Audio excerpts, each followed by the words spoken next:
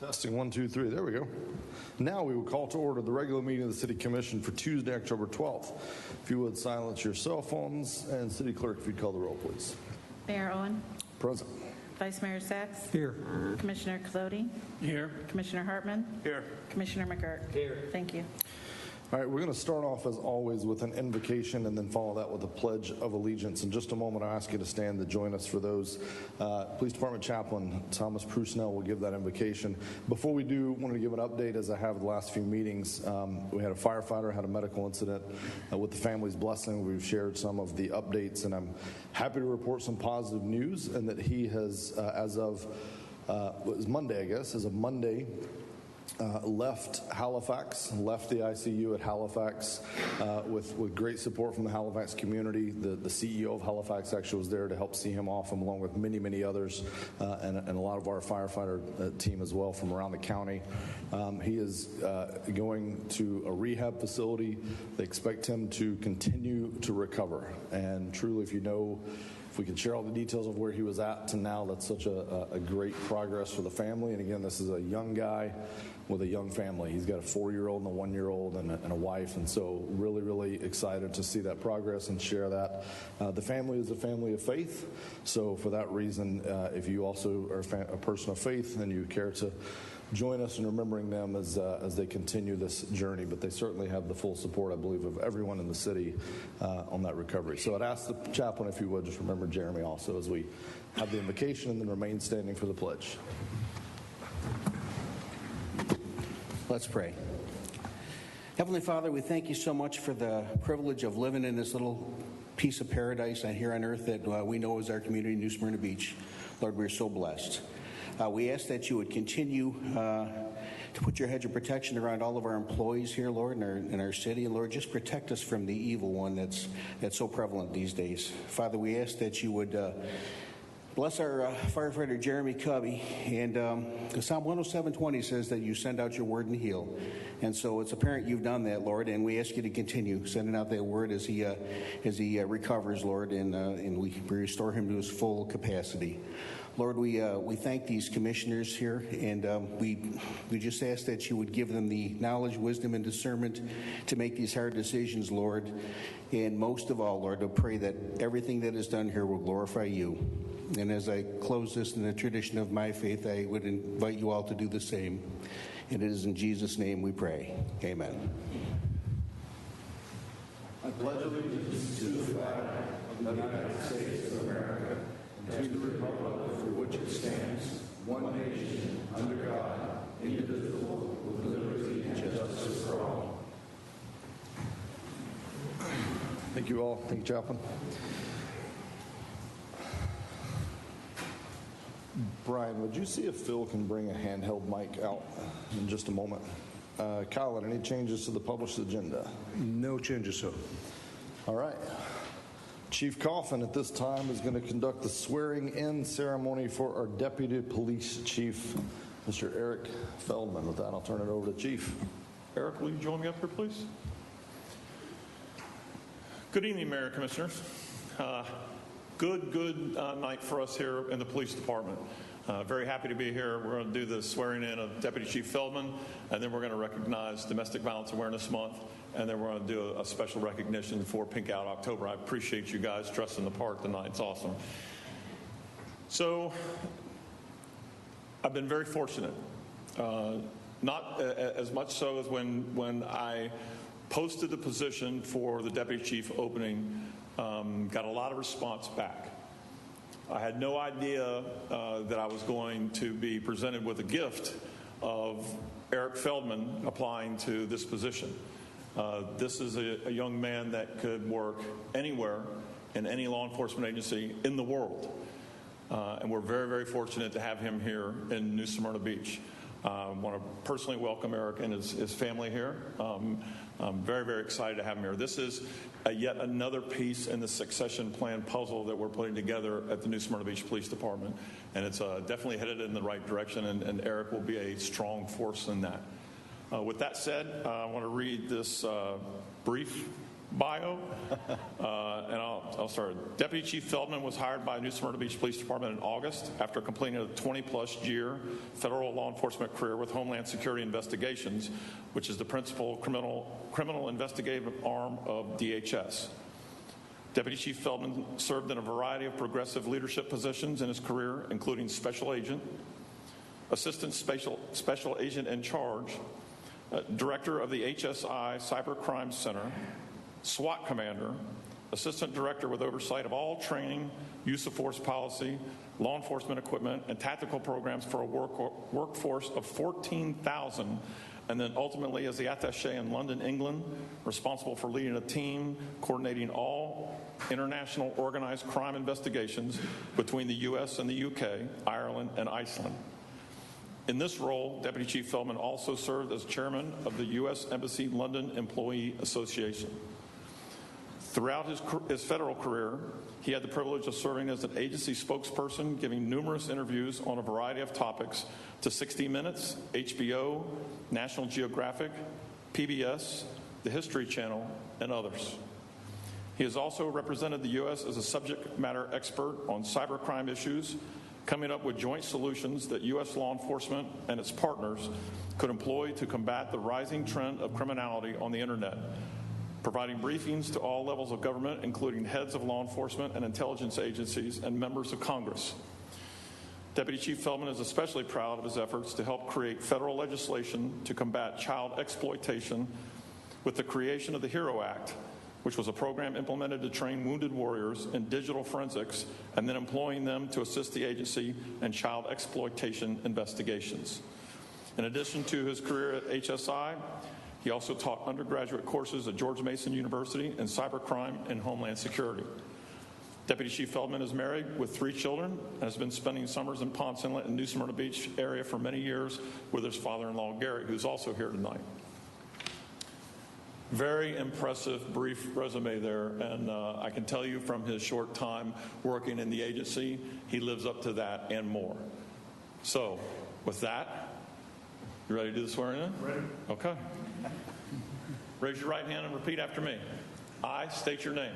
I, Eric Feldman, Do solemnly swear and affirm do solemnly swear and affirm that I will uphold the Constitution that I will uphold the Constitution of the United States of America and its laws, of the United States of America and its laws, the Constitution of the State of Florida the Constitution of the State of Florida and its laws, and its laws, and all ordinances and all ordinances for the city of New Smyrna Beach, Florida. for the city of New Smyrna Beach, Florida. Furthermore, Furthermore, I will well, faithfully, and truly I will well, faithfully, and truly perform all my duties perform all my duties with respect to the Code of Ethics with respect to the Code of Ethics as the Deputy Chief as the Deputy Chief for the Police Department for the Police Department for the city of New Smyrna Beach, Florida, for the city of New Smyrna Beach, Florida, to the best of my ability. to the best of my ability. So help me God. So help me God. Congratulations. Good.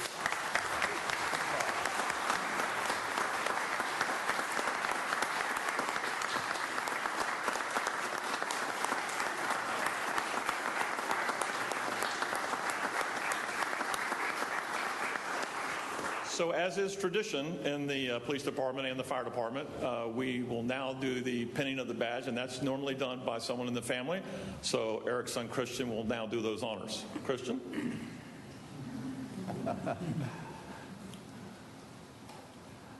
Get him good.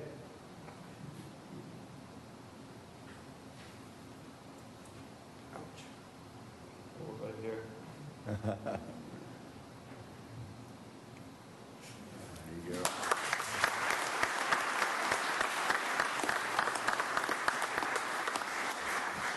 Chief Feldman, the microphone's all yours. Thanks, Chief.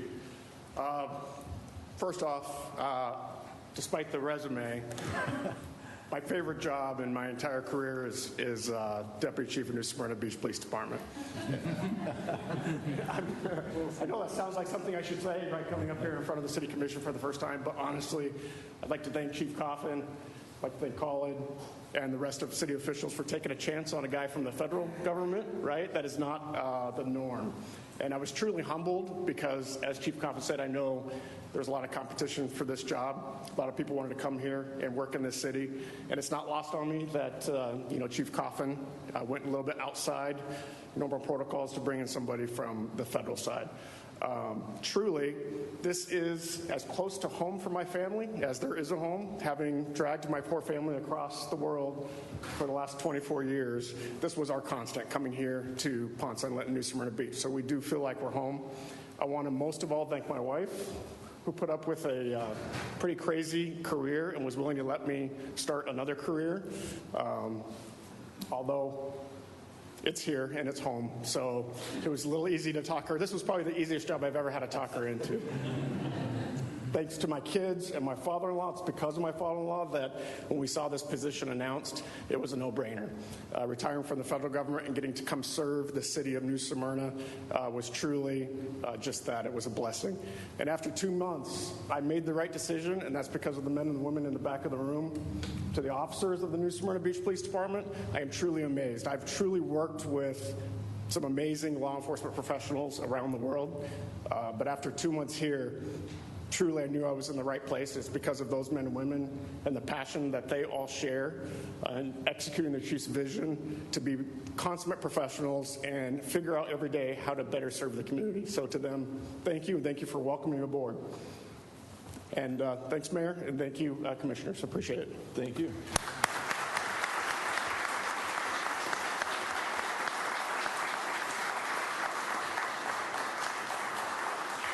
Commissioners, any comments or words of wisdom for the new deputy chief? Glad you're here. All right. Commissioner McGurk? Deputy Chief, thank you. Welcome aboard. We're glad to have you. Look forward to working with you in the future. And it's a great story, touching story, how you're able to come and find this job after years of visiting here at your family. That's great. Looks like a win-win for both of us. Welcome aboard. Vice Mayor, any words? Chief, we're blessed to have you. We're honored to have you. It's great to have somebody from the federal government here to have a little of that insight. I'm sure you'll share your expertise and grace this city. And welcome to the family. Thanks, Vice Mayor. Appreciate it. Commissioner? Congratulations, and we're glad that you're here. It's certainly an honor to have someone of your stature here. We certainly look forward to your many years of service. And if there's anything that we can do, as Chief will tell you, we support our police department 100%. Little I can add to that, but welcome to the family, to the children. We'll take good care of Dad. We'll do everything we can. Thank you all for sharing them with us, and thank you. We appreciate it. Look forward to working with you, working alongside you, and anything we can do for you. This commission supports the police department 100%. So thank you all. All right, you want to take some pictures? I think we need to commemorate the moment, so let's get some pictures. Commissioner, if you want to join us down here.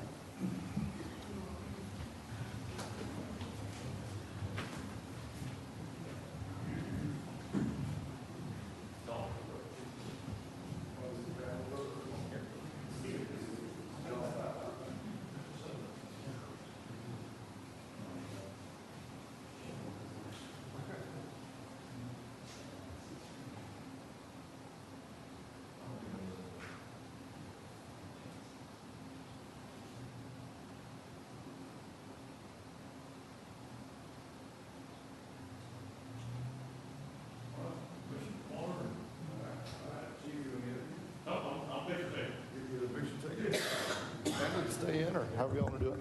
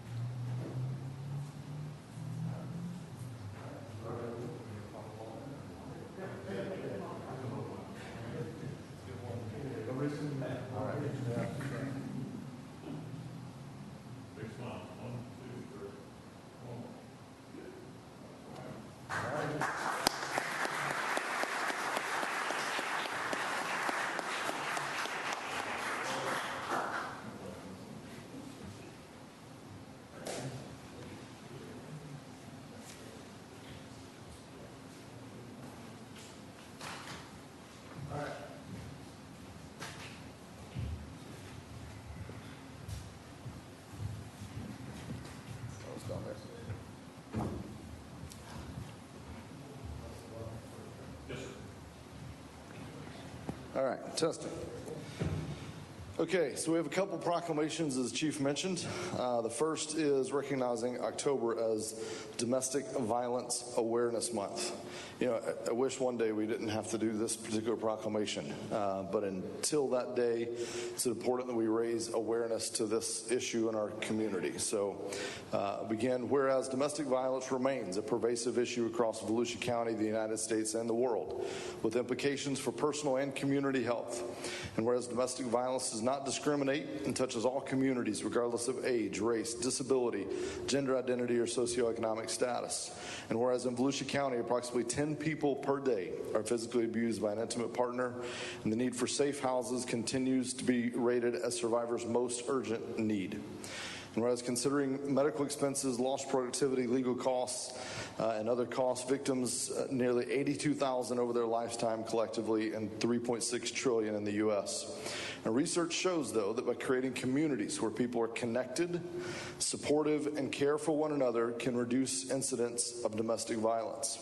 Whereas every day in New Smyrna Beach, and this is the great part, this is the part I most like reading, organizations support people by impacted by domestic violence right here in our community. They provide services, including therapeutic, legal, educational, housing, advocacy, and medical services. And this is one of those issues, you know, the folks in the back of the room there with the guns and the badges, they're off in the front line. They sometimes are the first responders on this, but they're not the solution. They're a part of it, but they're not the solution. It's that community of support that comes up around this, that's where the solution that is needed. So therefore, I, Russell, and Mayor of the City, do hereby proclaim October 2021 as Domestic Violence Awareness Month. And we join with others across Florida and the nation supporting the victims, as well as local programs, state coalitions who are committed to increasing awareness and sending a clear message to abusers that domestic violence will not be tolerated, and urging all residents to become involved in efforts to prevent and respond to domestic violence and recognize the impact in our community. See it, say it, report it. And that's recognizing October as Domestic Violence Awareness Month. And I think we have some folks here from who's here on that? We've got some folks here that's going to join us, and I think wanted to speak on this. Some of those excellent community advocates that we have here with us tonight. All right. I was told somebody wants to say some words. Yeah, sure. Introduce yourself. Yeah, my name's Jessica Moore. I'm the program manager for Beacon Center. We're the only certified domestic violence agency that serves Volusia County. I'm here with the Victim Services Coalition and another advocate, and we work with domestic violence survivors. I cannot thank New Smyrna Beach enough every year for doing this and the continued support that we get from New Smyrna, the citizens, and New Smyrna Beach Police Department. So thank you again. This is a great honor, and we appreciate it. All right. Thank you. Thank you. So on behalf of the city, we'll present you with this proclamation. Thank you.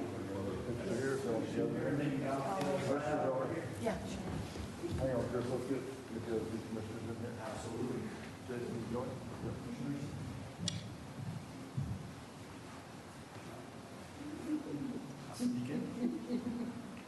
I'll come back here. All right. One, two, three. One more. One, two, three. All right. Thank you all. Thank you again. Yeah. Thank you, sir. Thank you. Thank you all. Thank you. Thank you. Thank you very much. Thank you so much. Thank you. Thank you all. All right, we have one more proclamation, also a very important one. This is and again, I look forward to the day that I don't have to read this proclamation anymore. One day, hopefully in my lifetime. Recognizing October as Pink Out Month, whereas breast cancer is a very dangerous and commonly diagnosed cancer, ranking the second leading cause of cancer deaths among women in the United States. And whereas approximately 20,160 Florida women will be Sorry, I woke up. It hit me a little hard. Whereas 20,160 women will be diagnosed with breast cancer, and approximately 3,120 will have passed away from the disease in 2021. And whereas every woman is at risk for breast cancer, even if she has no family history of the disease, but women over the age of 50 are at the greatest risk. And whereas the color pink, especially pink ribbons, is the internationally recognized color of breast cancer awareness, and whereas this month and throughout the year, I ask all citizens of New Smyrna Beach to join in support of our fellow Americans diagnosed with breast cancer, those who are in remission, and those who have lost a loved one to this disease. Now, therefore, I, Russ Owen, do hereby declare October as Pink Out Month in New Smyrna Beach, and I urge all citizens to recognize the importance of early screening and detection, and encouraging others to take the steps to increase awareness and have a plan to help detect the disease in the early stages. I'm not a medical expert, but I know that that's a big part of this and many other cancers, but the early detection is important. So we have a story here with us tonight from the police department. I'm going to turn it over to Chief. Thank you, Mayor. So tonight, I'm honored to be standing here with one of my most favorite people in the whole wide world. This is Donna Belinsky. And Donna is, when people come to me and say, who's in charge here in the police department? This is who it is. Not me, it's her. We learned a while back that Donna had breast cancer. But I'm very happy to say she's now a breast cancer survivor. Yeah.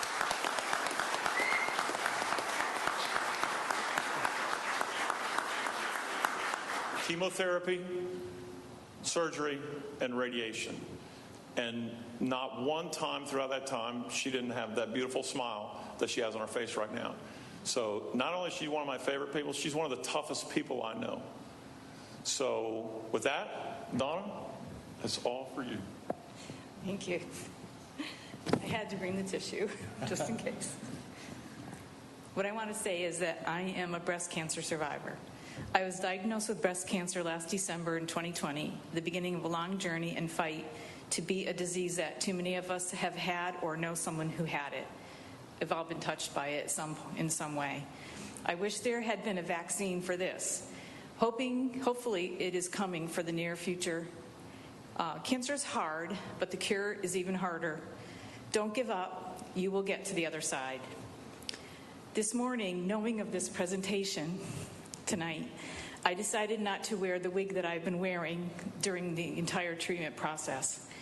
And I was good this morning until I hit the door of the suite of offices and I froze at the entrance. I just couldn't walk in like it was just another day. I became very emotional because that was my vulnerability, and you could now actually see that I was going to let everyone else see. My co-workers saw me stuck in the doorway and immediately reassured me I looked great and all was okay after I cried. It was one of my most emotional moments that shows cancer can steal your confidence, make you feel unsure of what's ahead. But I continued through that door and I'm never looking back. Get your mammograms and be a fighter like me. The person I appreciate the most is my boyfriend, Dave. He has been by my side throughout treatment, and I'm thankful he put up with me at my worst and made sure I followed all doctor orders. I can't say enough about my doctors, my work family, Chief Coffin, our city manager, who has all reassured me that the city is behind me and my department is there for me. And I would be here probably for hours telling you all the kindnesses they showed me, all the great things they did to support me. They're the best. And I thank everybody for all they've done for me. So get those mammograms.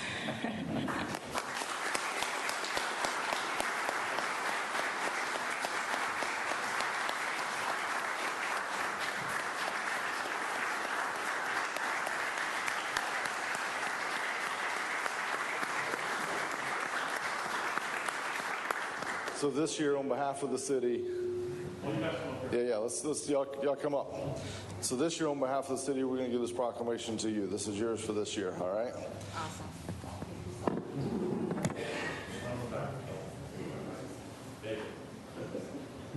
All right.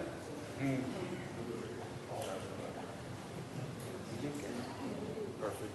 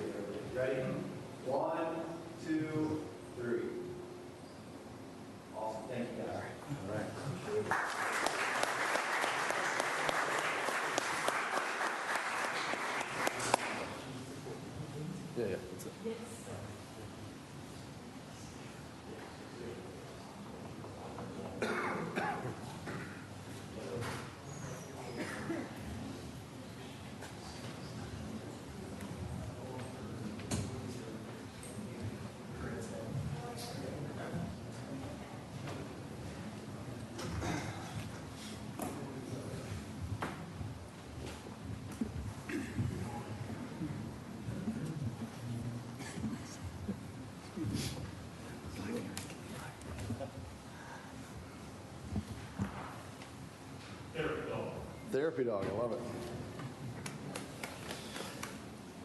it. All right. Good moments. Okay. Next item up is public participation. Before we do that, I want to clarify a couple of things in case you have questions. So we have an item a little bit later, and I know a few of you at least are here for that, and that is the safety nets for the pitchers in the softball league. This is going to be your chance during public participation. This is going to be your chance to speak to the commission on those items. As we consider it, we'll be hearing from staff.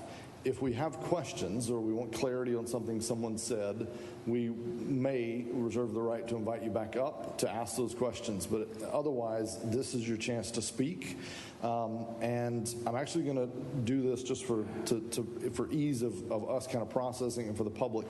I want to first hear from anyone that's here for something besides nets. So we'll get that out of the way, and then we'll kind of go through the for and against nets. So this is your chance, public participation. If you're here for something besides softball nets, if you'd come ahead, you know the drill. You have 3 minutes. Address your comments to the commission. Don't attack anyone else in the audience, and be conscious of the time for everyone else involved. So with that, if you're here for something besides the nets, come ahead. Donna, yes.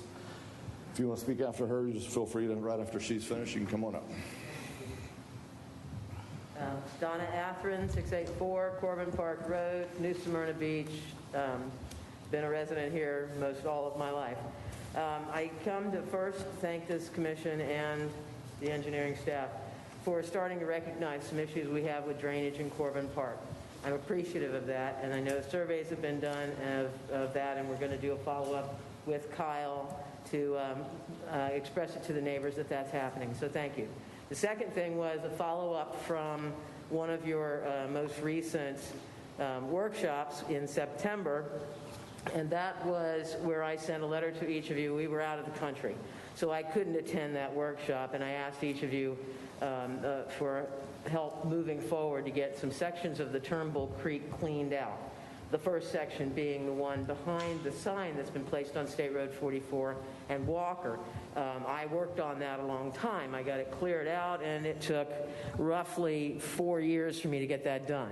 The growth has returned, and also the other area is at Jungle Road and where the creek moves north. That whole section is also covered in. So I wanted to try and follow up with that. And in that, I had sent a note to Brian Fields. So I am in communication with him to arrange for possibly working to get that area cleaned out. And so to end that, I'm going to give Brian my dates that I can meet with your commission, with the engineers for that. So again, thank you for helping us in Corbin Park. You're aware of being in that area. It can flood, and it's just finally moving forward.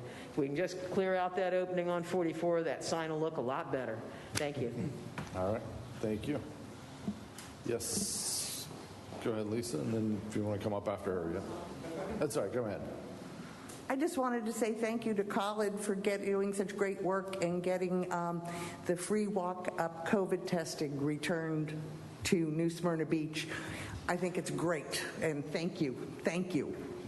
Thank you. Yes, sir. Come ahead. Hi, my name's Andrew Elwood. I've been in New Smyrna Beach for over 25 years. I've been a tennis player for over 50 years, and I would like to petition the city to build some clay courts that are free to the public. There are only 6 clay courts in the whole city, and you have to be a member of RTC, or they call it now New Smyrna Tennis Club. So there's no free courts within the city. I would propose that the city take over the RTC NSB tennis facility, which is on Glen Clove and Page Avenue. I think the city already owns that land, and somehow they lease it to, I don't know what the legal arrangements are there, but I would think taking that over and have the city put in clay courts, and they would be similar to what Daytona Beach Shores has done. The vision they had there was tremendous. They have 6 clay courts, they have pickleball courts, they have a dog park, and they have cameras. You can go look at the courts online, compare it to what RTC looks like. Now, I'm not disparaging RTC. I've played there for 25 years with all the members that started that. That was a do-it-yourself project, which they did, and they did tremendous, but it's now like 26 years old. And if you compare that to Daytona Beach Shores, it's a 20th century facility, a DIY project versus what was done minorly at Daytona Beach Shores. So I would hope that you do a comparison, look at it, and I think we need that. That clay courts are needed for senior people playing. We don't like to play on hard courts because we have more longevity playing on clay courts. Thank you. Okay, thank you. Any others here for anything besides softball nets? Yes, ma'am, come ahead.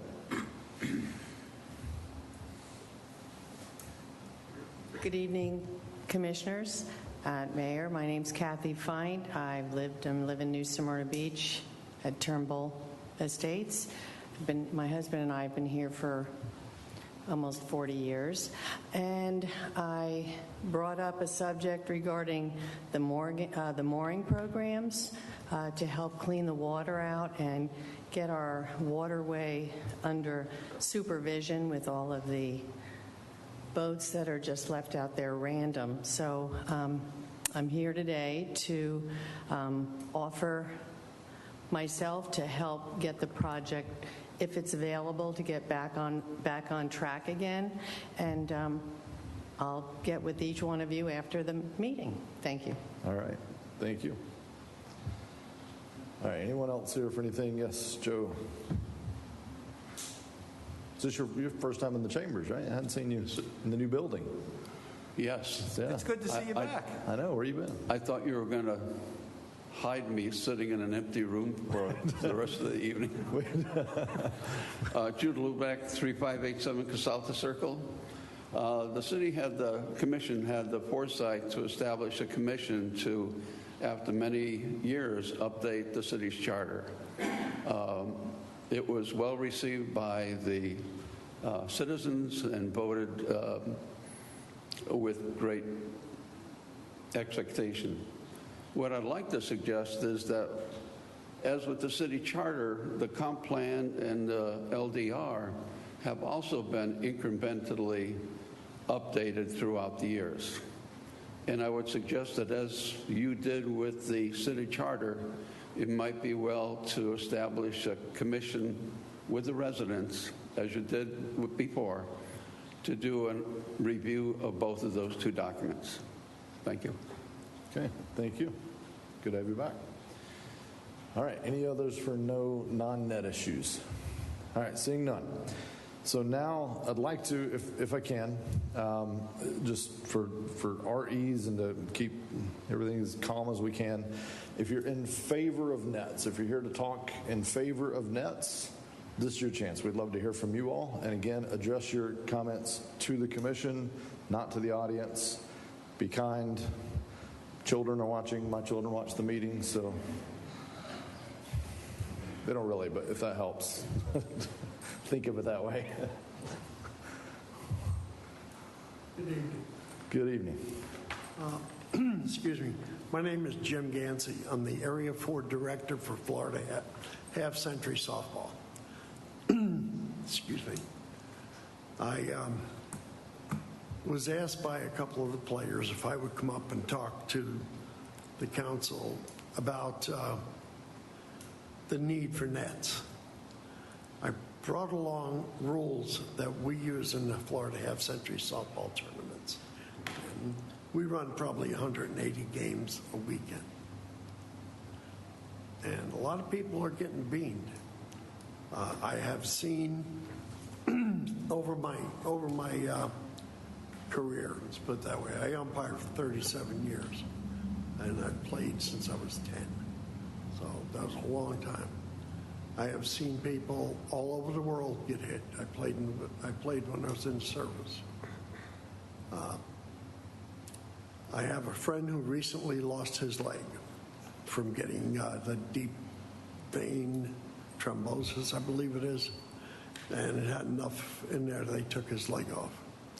So it is a necessary evil. As much as people hated the seat belts when they first came out with the law, maybe you guys aren't old enough to know, but I hated it. I wear a seat belt all the time. Now, it's just a habit now. And I think the nets are going to save people more than shin guards, much more than face masks, because there's a lot of the rest of your body. You get hit in the chest with someone driving a softball at you, you're pretty close to being dead if you're not dead already. I've had it both ways over the years, and when they enforced it, it was terrible. I do have a set of Florida half-century rules for each of you to look at for the pitching screen and how they use it. And I have it up in Bunnell. If they use it, both managers have to agree. If one manager wants it, the other one doesn't, it goes with the manager that wants it. And it should be the manager's vote. I understand you already have screens. And someday someone's going to get hit, and I'm sure your city attorney is not going to like the lawsuit. Thank you for your time. Thank you. All right, anyone else? Again, this is the in favor of nets. If you're in favor of nets, now's your chance. Got one coming up here. If you have things for us, you can give them to the clerk right there. Yeah, thank you. Yes, sir. Mr. Mayor, Commission, thank you. My name is Jeff Ruda, 81 Lake Ferry Green Circle. I've been a player in the league for 8 to 9 years right now. I'm also a coach in Florida Half Century. I'm a coach in ISSA, USSA, travel tournament ball. I am in favor of the nets, and there's many reasons. It is a safety issue. You will have people who will come up today and say that they're using a helmet and shin guards, and that the SSUSA and ISSA leagues do not have a net in place, which next year is going into effect. But if you are playing the position, a ball is hit at you, your instinct is not to do this. Your instinct is this, to turn away. Am I correct? Something's coming at your face. Are you going to catch the blow with your face, or are you going to have a glancing blow? If you look at the face guard, stops here. What happens if you get hit right here? Anybody here medically inclined? It's going to cause some damage, ladies and gentlemen. Now, I don't care one way or the other. Listen, I'm going to play ball whether there's a net, whether there's not. I'm one of those guys that do hit the middle, and I have hit several pitchers. Not on purpose, but you sometimes go with where the pitch is thrown. And honestly, I felt horrible. I've hit an 80-year-old man. The other aspect about them saying that the net is not used in ISSA and USSA, you're playing with the cream of the crop. Those guys, when we travel, I just got back from Vegas, you're not playing against recreation players.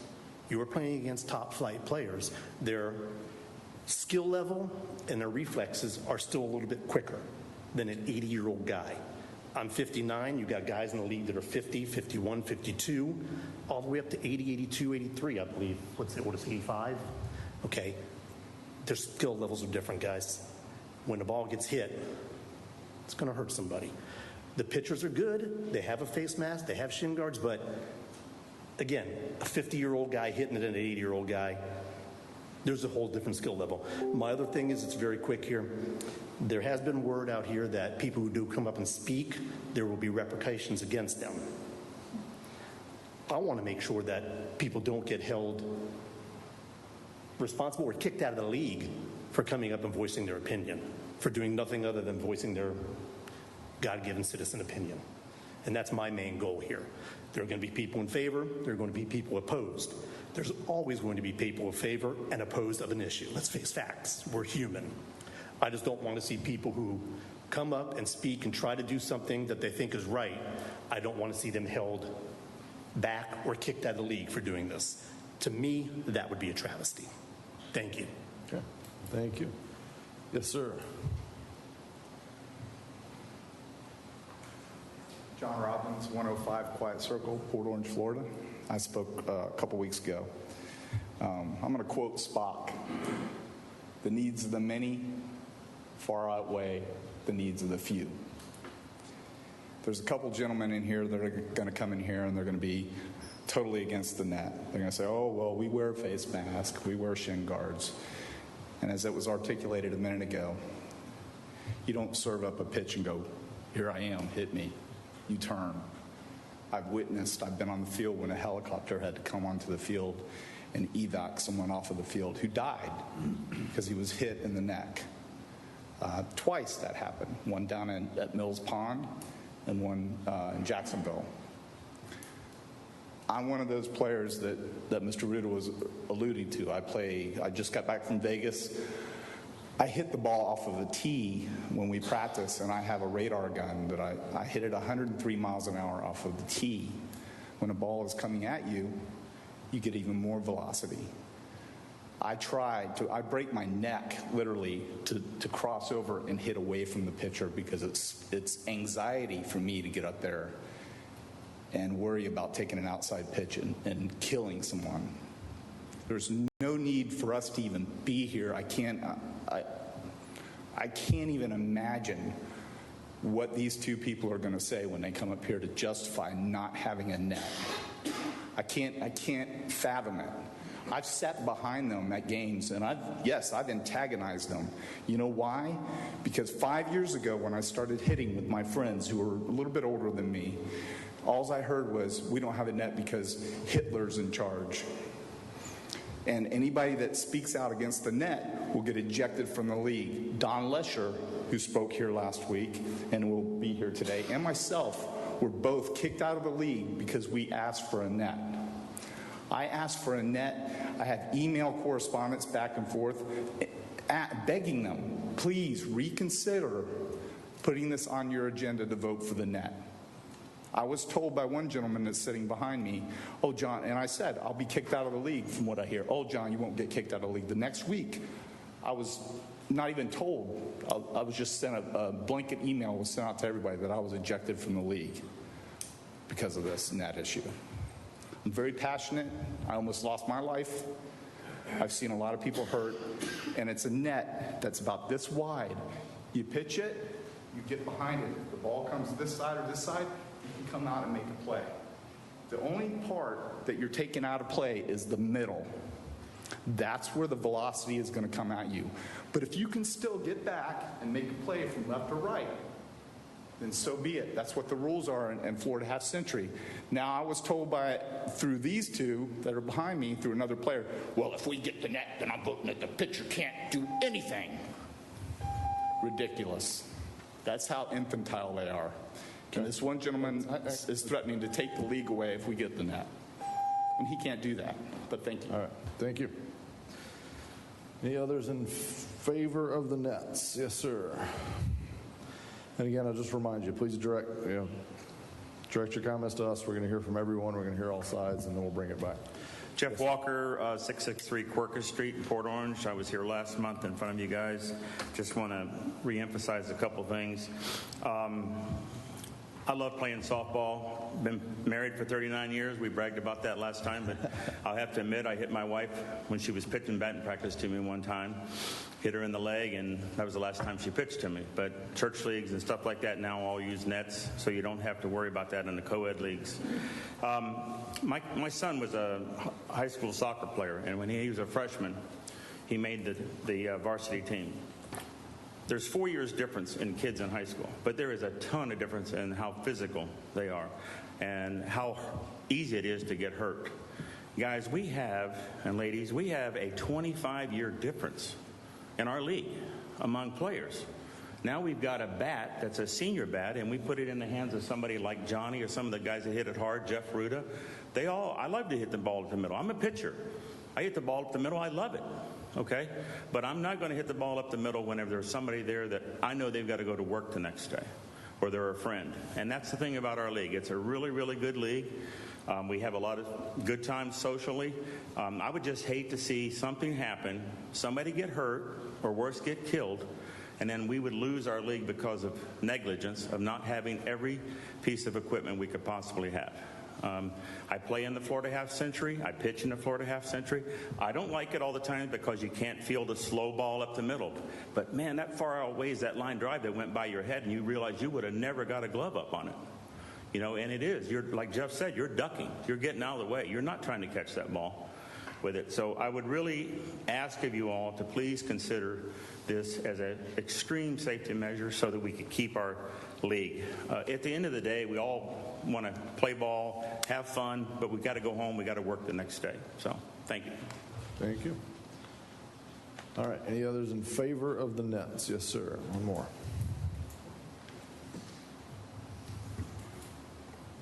Hi, I'm Don Lesher. Live at 193 East Pennsylvania Avenue in Lake Helen. I'd just like to read you some correspondence I got from other leagues. I've got one here from West Volusia Senior Softball League in Deltona.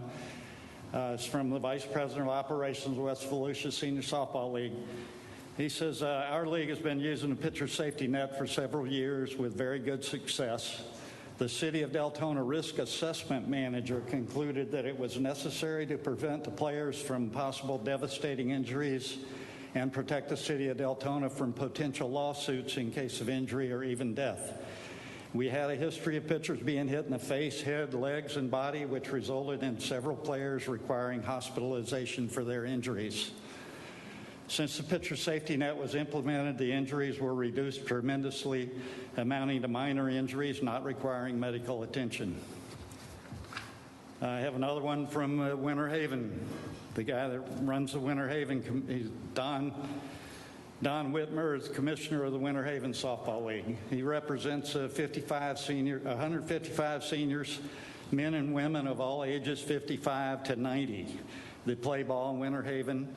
They introduced the pitching screen in Winter Haven about 10 years ago.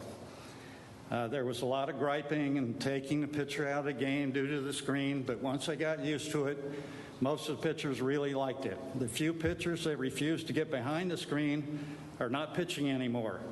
That's because they were hit with batted balls and suffered season-ending injuries and are not playing ball anymore. The batters really like the screen also. It allowed them to hit the entire field and not worry about hitting the pitchers. Once the City of Winter Haven saw the benefits of the pitching screen, they now require the screens for all leagues, regardless of age. He also plays ball in a 55 and older league in Lakeland called the Lakeland Senior Softball. After Winter Haven Senior Softball started requiring the screens, Lakeland did the same thing. Now the City of Lakeland requires pitching screens for their leagues. I had a good friend who was a great pitcher in Lakeland. He refused to stay behind the pitching screen, citing his ability to field the ball. He got hit in the head one day and suffered a major concussion that took him out of the game he loved. I honestly believe that if he would have used a pitching screen, he'd be alive today and would still be pitching. Okay, I have a bunch of letters from all kinds of places. I'm running out of time, though, but you know, all this was in this information I sent you before. Those two I just read were new. Okay. Yeah. Thank you. Any others in favor of nets? All right. Seeing none, we'll now hear from any that are on the other side of this issue, particularly this issue. I ask as you all speak, again, direct your comments to the commission. No personal attacks of anybody else in the audience. So, anyone here against nets? Yes, sir. Come ahead. My name is Joseph Daly. I'm the president of the VCSS Senior Softball League. I played in the league since October 2012. I am a current pitcher. In regards to the agenda item 7B, there were some statements made in that I have to question. The city staff position is that since the Senior Softball League is operated by the city has the final approval authority for all league rules. VCSS bylaw number 2, the president, vice president, secretary, treasurer, and the managers make up the board of directors. VCS bylaw number 7, the NSB Local Recreation Department, with the board members of VCSS, retains the right to establish local ground use to be used by the organization. The city staff position is that the city pays for all expenses. The city does not pay for all expenses. We pay for scorebooks, meeting expenses, insurance, and teen shirts, to name a few. The staff findings: the city currently uses pitching nets in the Wednesday night men's 18 league. The Wednesday night league plays with a higher compression ball, 375 PSI.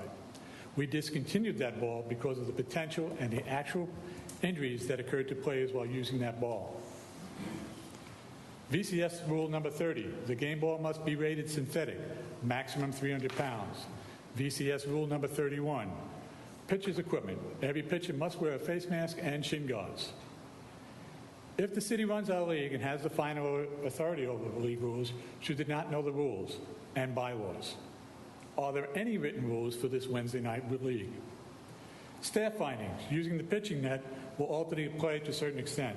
The official net is 7 feet tall and 3 feet 6 inches wide and can be placed more than 4 feet in front of the pitching rubber. The rules will vary depending on what league you're playing in. By installing a net, you put a non-movable object on the field of play. When I pitch, I field between 3 and 5 balls per game. Most of those balls become outs, and now would be considered dead balls or foul balls. This will change the game. Finally, we, the board, made an agreement with the city less than 2 years ago in accordance with bylaw number 7, and have had no injuries to pitchers. The board has complied with this agreement, purchased a liability policy out of league funds, and now the city wants to unilaterally change that agreement without consulting the board. Thank you. Thank you. Others against nets? Any other? Yes, sir. Come ahead.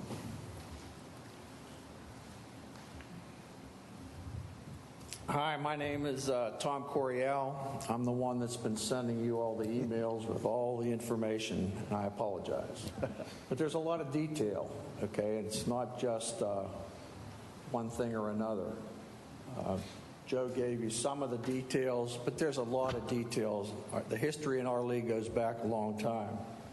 I'm here to represent the Volusia County Senior Softball Organization because we operate the Senior Softball League at your fields. We use 3 fields year-long, 2 nights per week. We now have 156 players. It's over 50-year-old players. These are guys that get to play a kid's game for recreation and competition, and they play it surprisingly well.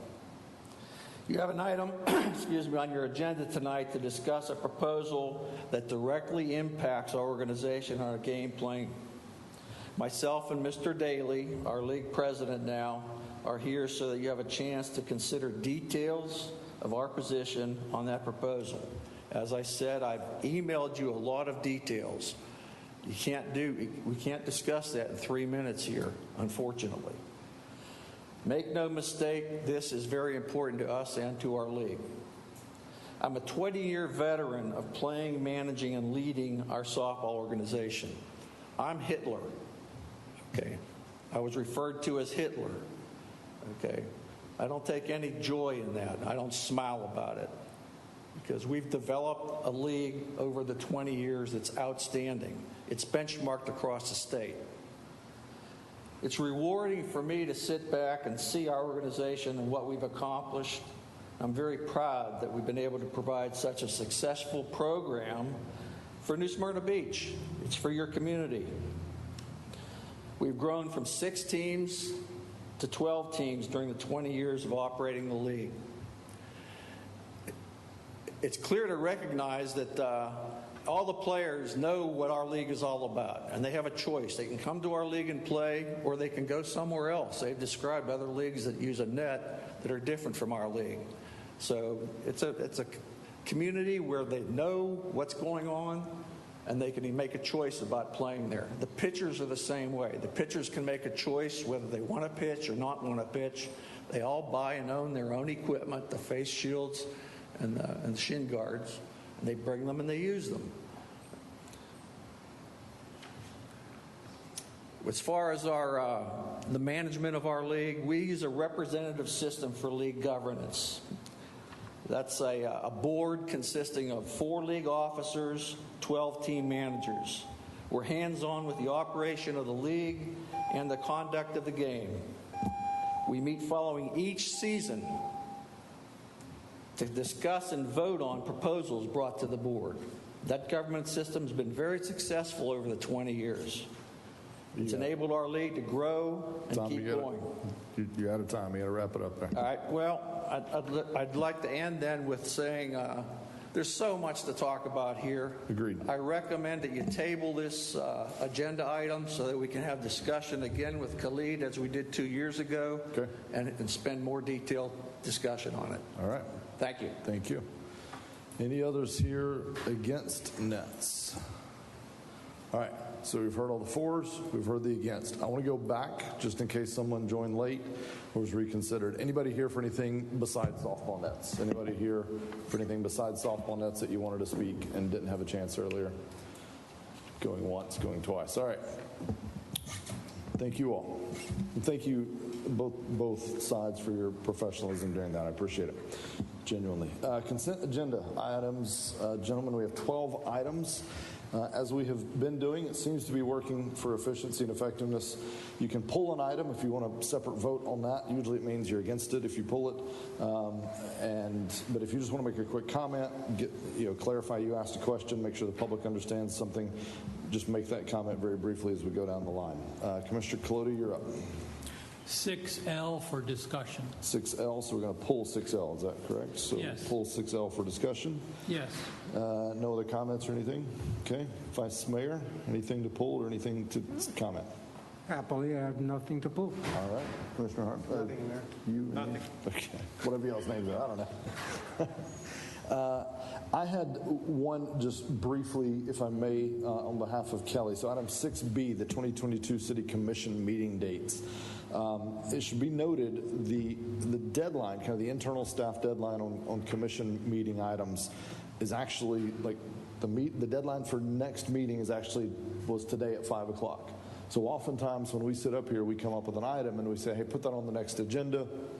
And that creates a really tight turnaround for time. So I think moving forward in 2022 and the rest of this year even, let's try to be cognizant of that. And if it's going to require a lot of staff effort, we may want to look not just one commission meeting, but 2 commission meetings ahead, give a little flexibility. I know there are times we deal with urgent items, and so there's a reason we push. So, but just wanted to kind of clarify that on item 6B, and otherwise I have nothing else. Do I have a motion to approve the consent agenda items A through K, excluding item L? I'll make that motion. Second. City Clerk?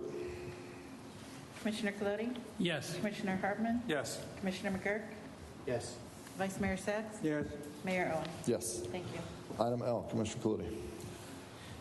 Well, this is an item that the operator, Tiano's Restaurant, is asking to waive 3 months of rental fees.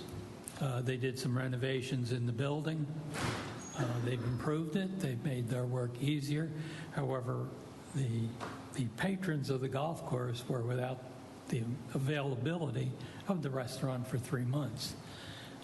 As a person who does visit the course, I never saw a big rush to get the work done.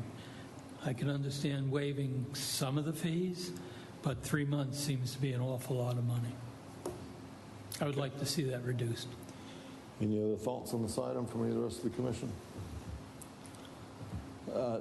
I'll share my only thought, and I shared this with city manager, and he can pass along to the occupants. I think they've been great business partners. That was highlighted in the staff report, and I don't disagree with that. Happy to see their business succeeding. They're growing in Daytona and otherwise. My only observation was, Commissioner McGurk, you have commercial space. It's very atypical to do it in this order. You typically say, hey, we're going to make certain leasehold improvements. If we do that, will you waive X amount of rent in exchange for that?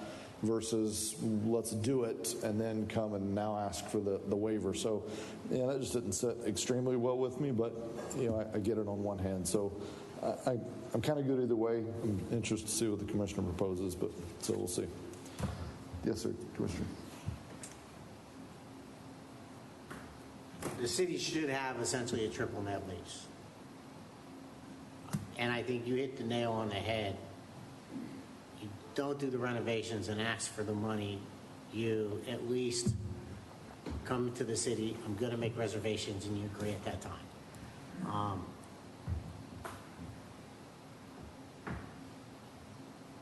I think that I think at the very least it needs to be, we need to put this on as an agenda item. If not, I can't support this. But I'm willing to at least have a discussion as an agenda item if we need to in the future. Okay. So you mean move it to kind of a full agenda item and be prepared for more? I mean, I don't even know if the applicant, are they here tonight? I don't know if I see any representatives. So I think what you're saying is do it at a time when they could be here to, okay. Well, I don't need to. I'm just saying I can't support this. All right. I mean, because it's an agenda item now and it's been pulled, so we're going to take a vote on it here in a minute, or we can delay it. Sure. That's kind of our choice. So. Question, Mr. Mayor? Yes, Commissioner. Vice Mayor. Do we know how much Tiano spent on the renovations? I think $15,500 was in the report, if I remember correctly. I mean, that's just this latest. I think they've done 75,000 or so. They reported over the term. 55,000, Mayor, was done previously, and this time it's about 15,000 and change. So overall, they have $70,000. And again, it's the improvement that they've done in the facility. That's not something that they take back with them if they leave. So it's something improvement for the facility. That's why the staff supports it. Yeah, I mean, this is one of those things, it's very common. I mean, it's super common in commercial leases to approach and negotiate and say, hey, if I do this, will you abate some rent so I can make these improvements because you get to keep them when I leave? Super, super common, but it's done ahead of time. And if they had done it, I'd have probably supported it. So, I'm inclined to support it, but I just want to make sure we send that message loud and clear. This isn't how we do business. You don't do it and then assume or ask later. That's just kind of backwards to me. So. All right, gentlemen, what's the pleasure? Commissioners, yes. I'm cautious that are we opening the door for other problems? So however we deal with this tonight, I want it clearly known that going forward, I won't support anything that's not done prior to. I think that's important that we take, like you said. They've been a great business partner for a number of years.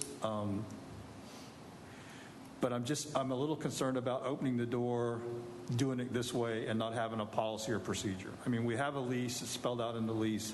I think going forward, we just need to make all of our tenants realize that if you're going to do this, like the mayor said, it needs to be done beforehand and not come back. All right. Do you have a motion on this item? The options are we can approve as presented. We could propose an alternative, or we could decline the request or delay for a future meeting if we wanted to hear from the applicant. So I think those are kind of the four options. Do you have a motion? Would it not be out of order to ask them for receipts and show us exactly what work and materials they purchased? That would help in our decision. It's in the staff report. Yeah, I think there was a receipt. It wasn't a detailed, itemized receipt, but there was in the staff report there was a capture of the kind of receipt they had with the contract of the work. I think it listed some pressure washing, acid washing, replacing of tile. I'm probably missing one or two items, but it was kind of there. I haven't visited the facility to see it in person. Commissioner Colodi, I don't know if you've seen the work in person or not, but.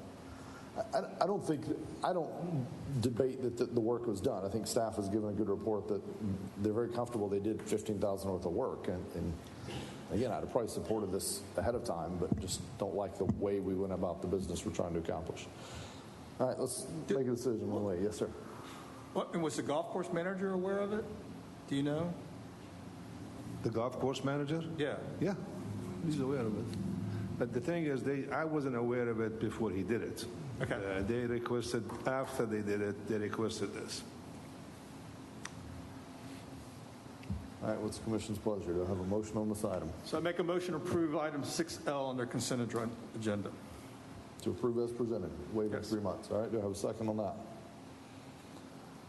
Motion dies for lack of a second. Do I have another motion? Move to deny the request. All right, so really probably should make the motion in the affirmative and then vote against it, actually, so we should probably do that. So really his motion.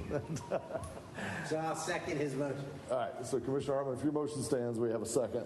That's a motion to approve item 6L. So gentlemen, if you're in favor of waiver, that's a positive vote. If you're not in favor, we deny it. That'll be a denial of the request in its totality. So everybody clear on the motion and the voting implications. All right, City Clerk, if you'd call the roll. Commissioner Hartman? Yes. Commissioner McGurk? No. Vice Mayor Sacks? No. Commissioner Clody? No.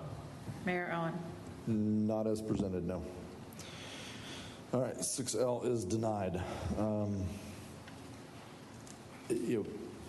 Khaled, I personally, if they wanted to come, make a presentation, I wouldn't be opposed to hearing from them. And maybe it's a lesser request, but I do want to make sure that we get the message out. This is just me. I do want to make sure Commissioner Hartman's right. We get the message loud and clear. That's not how we do business in the city. If it used to be, it's not how we do it anymore. So. Well, it was, we always talk about helping small businesses, local businesses, and that's so we came from that end. And if they had come and said this is what we want to do and please support a small business, I'd have probably voted in favor of it. I mean, I don't mind the support, but there's a way to do business. So, all right, item 7A, consent agenda is finished. Item 7A, Code Enforcement Board annual report. I'd like to have Rex Huffman, if he is here. Yes, sir. Give the annual report to the City Commission. Thanks for being here tonight. We appreciate it. Thank you for having us here. Hello, everybody. Again, my name's Rex Huffman. I'm at 120 Via Capri, the chair of the Code Enforcement Board. I followed the template that we got here, and I assume I should just kind of read through it here a little bit. Yeah, I mean, and we've all had this and read it. So Okay, if there's things you want to highlight or things that weren't quite covered in here, however you want to approach it. But yeah. Okay, I'll hit the highlights then. Yeah. First of all, the board members are listed up there, and I pulled this together with the board members, so all of us had input to this and agree with what we're saying here. Okay. And I want to recognize the board members tonight too. They're all doing a great job, and we've got 4 new members, relatively new, and 3 of us have been around a while, and they're doing a great job. When I look at the template, it's interesting because objectives and goals, I know there's a lot of committees and boards in New Smyrna Beach that sit down each year and figure out what they're going to do maybe. Well, we don't do that. We kind of know what we have to do, so a thankless job. We get on with it. And but what basically our role, as you all know, is to work with the code enforcement officers and help with violations of codes and get them squared away, help decide whether they're in compliance or not in compliance. And the code enforcement officers do all the work. We kind of do the easy part, and they do a great job. But once in a while we have a little problem and we have to impose fines, but that's very rare. So that's our annual goal and objective each time. Something a little bit new on the second agenda item, like current activities. What happened, because we have so many new members, we decided a few months ago to issue the statutes, Florida statutes that really outline our role as code enforcement officers, so everyone's kind of familiar with what we're supposed to be doing, what our role is, and what the code enforcement officer's role are. So we did that, and a few years ago when I joined the board, we actually even had a more detailed discussion about our role with a meeting in Daytona Beach. So we're thinking about maybe that's something we ought to do again to make sure everyone really knows what our role is. So that's the only thing coming up that I wanted to mention. Financial impacts. I don't know if it's really a big impact, but once in a while we do impose fines, and we can go as far as even recommending to the city to put liens on property to get things fixed, but we've never had to. Well, we've done that maybe once, I think, since I've been a member. And then the last recommendations. Our recommendations on the board is for the code enforcement officers to do exactly what they're doing today. They do a great job. They get out there, and most of the violations that come to us are they're actually taken care of before they even get to the board. They do the work, And then once in a while, they just can't get it through, so they can't decide on whether it's compliant or non-compliant, so they bring it to us, and they give us the testimony and all the facts, and they make our job very easy. So what I want to do tonight is I want to recommend or recognize the code enforcement officers. Our board thinks they do a fantastic job, and we shouldn't change anything we're doing. All right. Any questions? Yeah, I'll open it up at this time for questions or comments from the commission. First, I'll say, though, on behalf of the city, we appreciate the job you all do. Like the code enforcement officers, it's a bit of a thankless job. No one's excited to see code enforcement board, but we appreciate what you do, and it's a valuable role that you all play, so we appreciate that.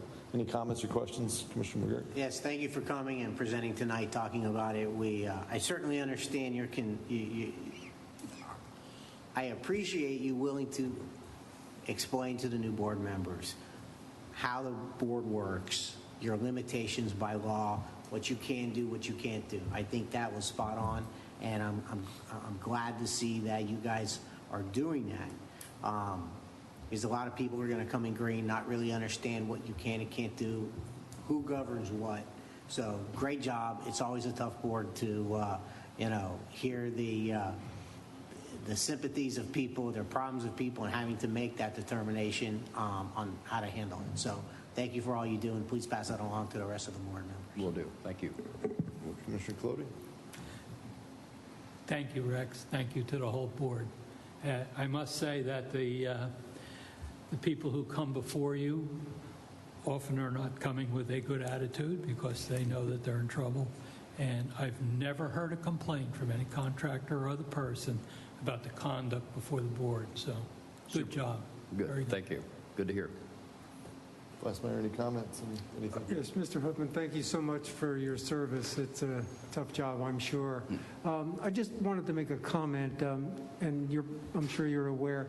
I think the state preempted us when it comes to having to disclose who the person is who makes the complaint. It used to be anonymous. Am I correct? It used to be anonymous. It's no longer anonymous. Yeah. Yes. So I just want to use this as an opportunity. The state seems to preempt us when they would like, and they get to cherry pick what they choose as to allow us to have home rule. And I don't think it's fair. I think it's intimidating. And nothing against your board or the people that work in code enforcement, but I'm very dismayed that this turn of events has happened, and that people cannot be anonymous. It makes them afraid, and unfortunately, I think it even may stop you from doing your good work. But thank you. I just needed to vent. Appreciate it. So I also want to thank you and your board for what you guys do. I certainly do appreciate it, but I also share the same sentiments that you do, that the code enforcement officers are truly doing an excellent job out there in the field. And, like any of these things that we do, it's the staff that makes everything for us easier and makes things work, in a professional and honest manner. So, thank you for what you do, and thank you for our code enforcement officers. All right. Rex, thank you so much. Yeah, one other comment I make, just I didn't mention the attitude of the code enforcement officers and the board. It's sure we can impose fines, but the best thing for the city is to have a win-win with the people that have problems and work with them to try to avoid the fining kind of thing. Because some of the people that are having problems they get personal issues or financial issues, and it takes time maybe to clean up their yard and thing. But the whole attitude of our group and the officers group is let's try to avoid the fines and get this thing resolved. So it works real well, and it's a pleasure to serve.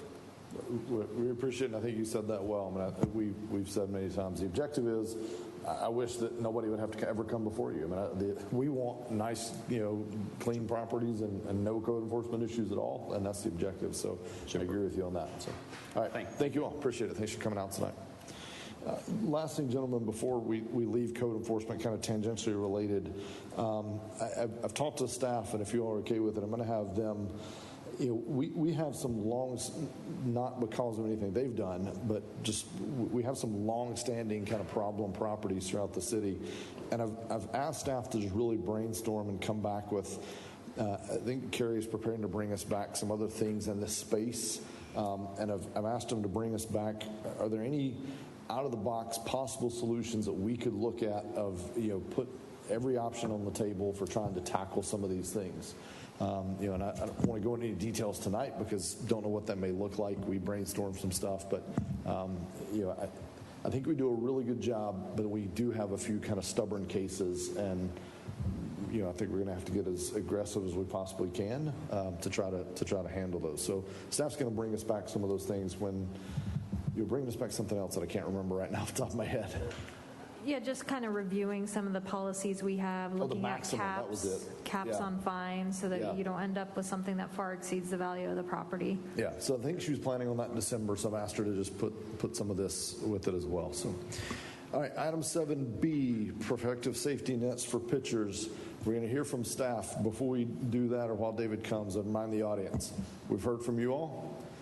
Literally just zero tolerance on boos, jeers. You're going to hear stuff you agree with from the commission. You're going to hear stuff you disagree with. We're all going to act like adults, or we'll have the discussion without anybody here. That's just how it's going to be. So, David. Well, good evening, Mayor and Commissioners.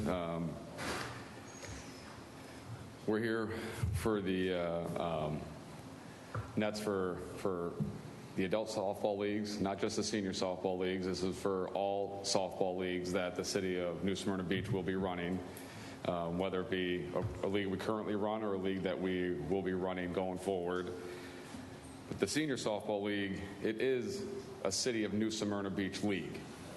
It's a league that we provide. The Volusia County Senior Softball Board, they put together the teams, the schedules, they run the evaluations, they run the draft, they collect the money from all the players, and they give the city one lump sum check. The city also pays for the majority of the expenses for the league.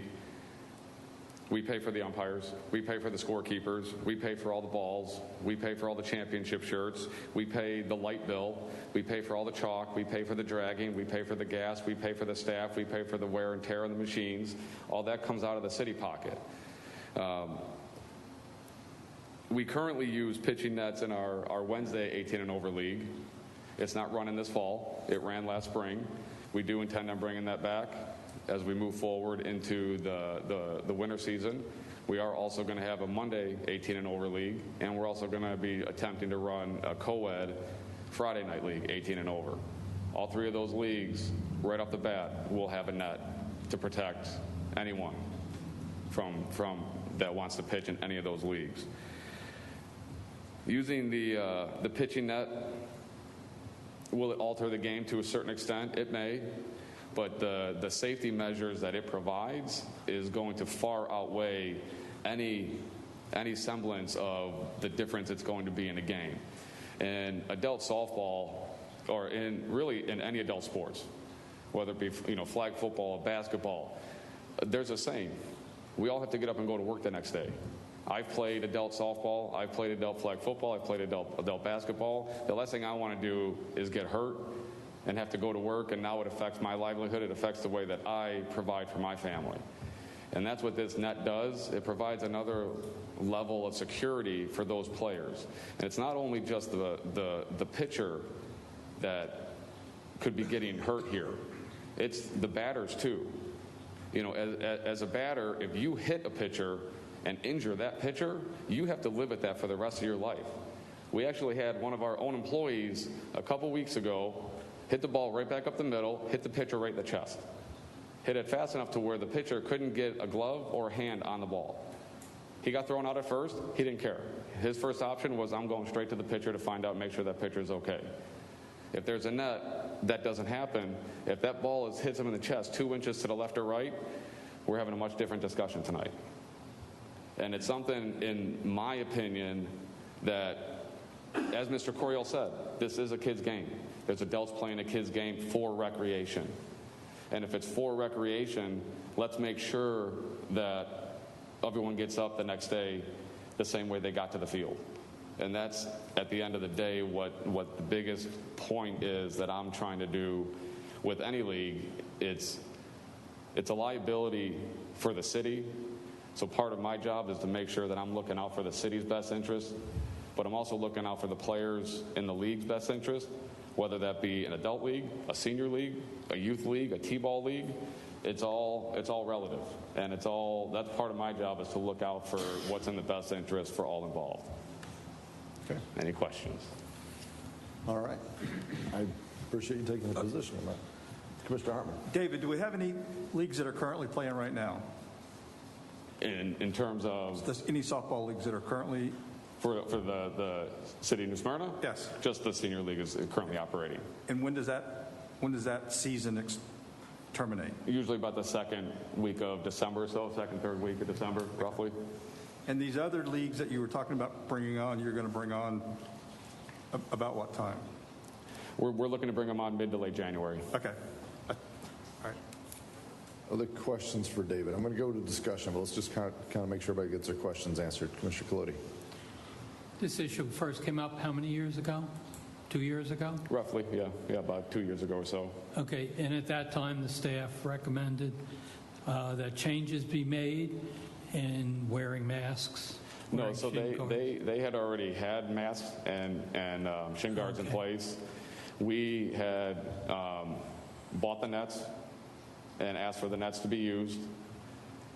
That wasn't Mr. Coriel and Mr. Daly, obviously did not want the nets, as they still do not.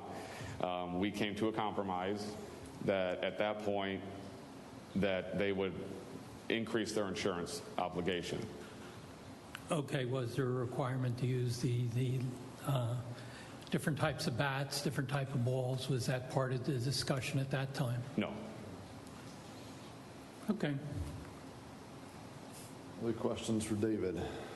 Yes. David, are you familiar with the high,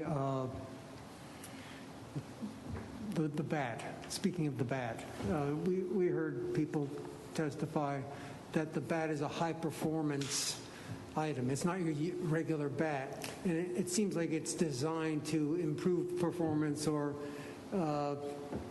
as with other sports, right, always the tools that you use in the sport are designed for the betterment or to make the game more, you know what I'm saying? All the bats from a youth level, whether they're playing Little League baseball or travel baseball, all the way up through the adults, all the bat technology has gone through the roof in terms of the bat speed through the zone, the way the ball comes off the bat. So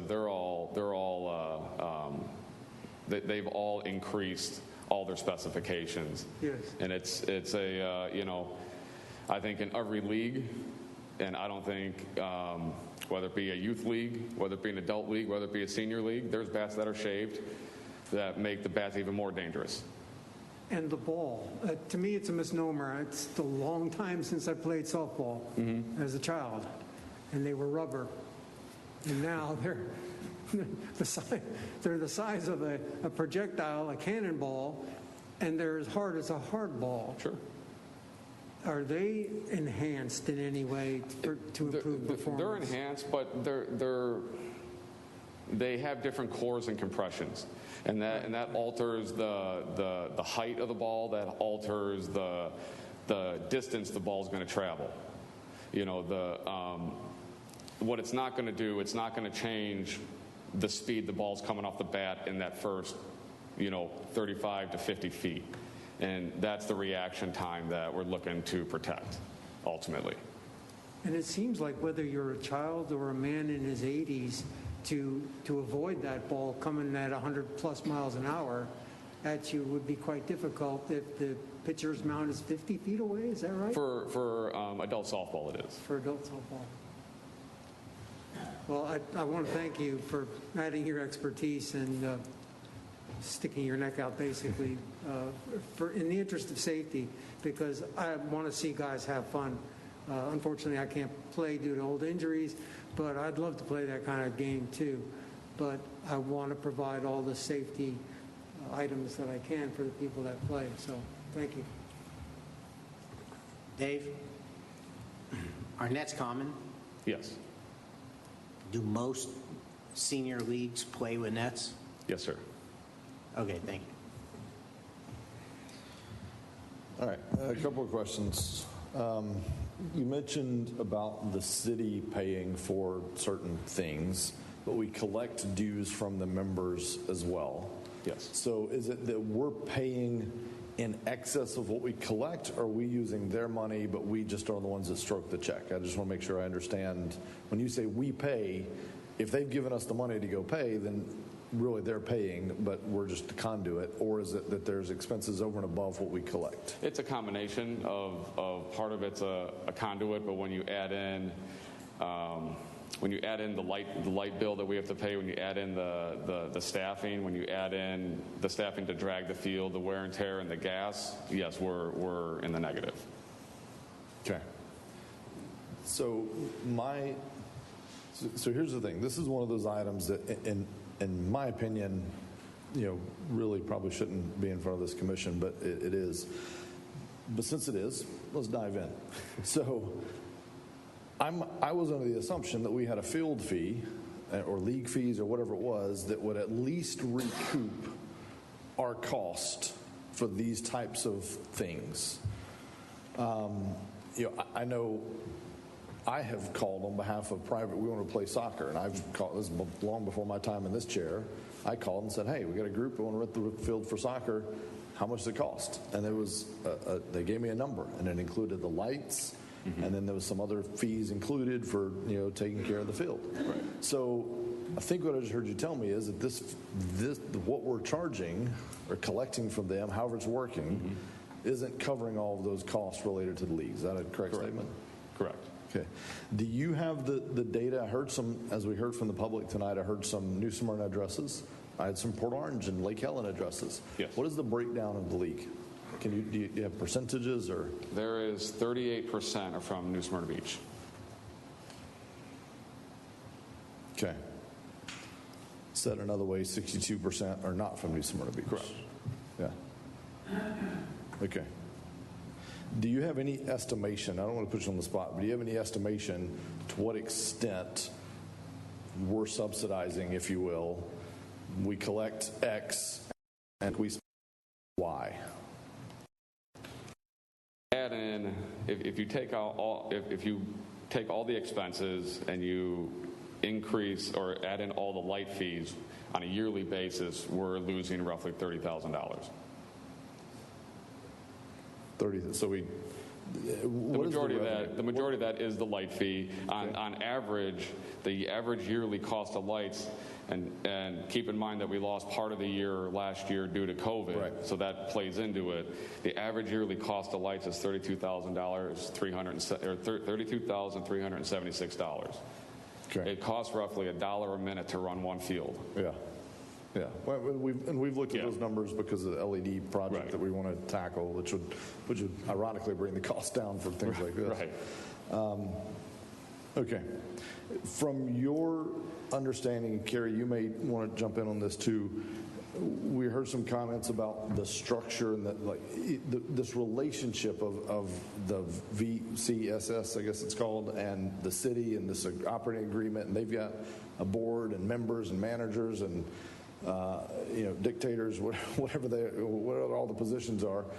What is your understanding of our ability to kind of be involved in that decision-making process? I mean, what is that relationship? I mean, I think realistically, at the end of the day, the biggest thing is right now, is this a city-run league or is this an outside agency running the league? Overall, that has final control. If it's our league and our fields, then we should have the final say over anything that's rule related, over anything that's safety related, over anything that's, if they're going to be ejecting players from the league, that should be, we should have a say so in that. If I approached, as I got 22 of my closest buddies, and I approached and wanted just to rent one field to play softball one night for a reunion, would there be guidance and rules that would come with that? Would you require the use of face masks and all that stuff, or would it be that here's we'll unlock the field at 10 o'clock? If it's an outside rental group and it's not a city-run program, when we host tournaments on the weekends, they provide us with their extension of their insurance. They pay the field fee, and they get to run their tournament. Okay. So here's where I'm at. If there's no other questions, and everybody had a chance to ask questions, but if anybody else has questions, if not, I'll lead it off. Here's where I'm at. Is exactly there.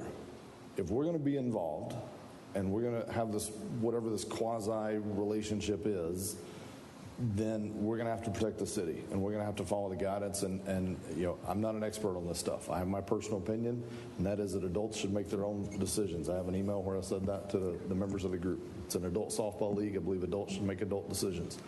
But since this has come before us, since adults weren't able to figure it out, they brought it to us. My opinion is, if we're going to be involved, then let's run the league. I'd like for it to cover cost. I don't want to subsidize this league. Right. If they want to form a league that is independent of the city and rent the fields and do all of that, then we're not involved. And then no one can come and stand in front of us and try. Just like they don't when a tournament comes in on the weekends, unless they have an actual issue with the facility, then it's kind of not our issue. So that's where I think I am, but I value the input of my colleagues. I'd love to hear where you all are at on this item. Commissioner Colodi, I see your hand. This particular group of people, do they have a season? They have 3 seasons. Okay, when's the current season over? In the roughly the second or third week of December.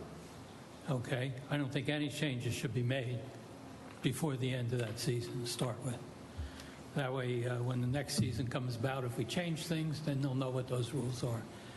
To change horses in the middle of a stream, as they say, is a bad idea.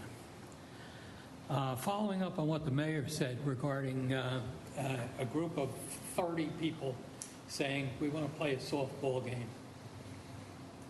They rent the field. Do they have to use a net? That would be something that I would actually talk to our. So we don't have any policy on that. We don't have a now. policy for someone who's a completely outside agency or an outside group that wants to come in. Okay. Because they would also be protected by offering different assurances to us as well as part of the contract. Correct. Just trying to get my thoughts in some logical order here. We should set the rules for use on our fields. That's my opinion. We should set those standards. We should have absolutely nothing to do with how they operate their leagues. We should not get involved in that at all. Number of people, what they charge, do that. We give them a fee for renting it. We provide everything that you provided, and that's good. Fees are another subject. They should be looked at more carefully. As to the real issue we're here for, the safety issue, as I stated, we shouldn't make any change, at least until the season runs out. If we're going to decide that we should have protection for the pitchers, that should be made during the next season. I got mixed feelings about whether that should be done or not. I would like to see an offering made, at least at this time. If you want to use a net, fine, good, protection. If you don't, then we should limit the bats, we should limit the type of balls, and that type of thing to get a degree of safety. I've seen these games. I played in them for any number of years when I was younger, but over 50. I've seen a third baseman taken out and disabled for life by getting hit. So there's a risk of going out there. Bigger risk if you're a pitcher, but it's a risk that an individual has to decide whether they're comfortable with when they play in that league.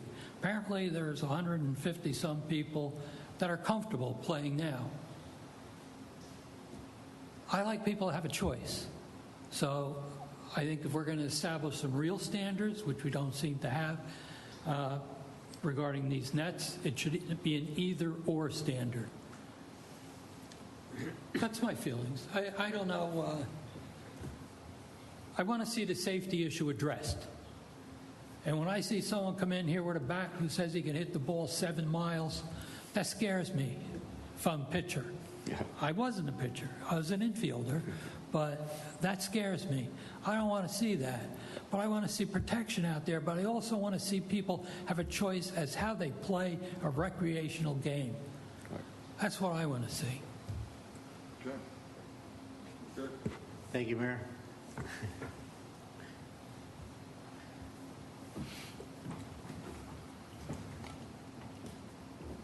I'm not sure where to start because this thing has become so big.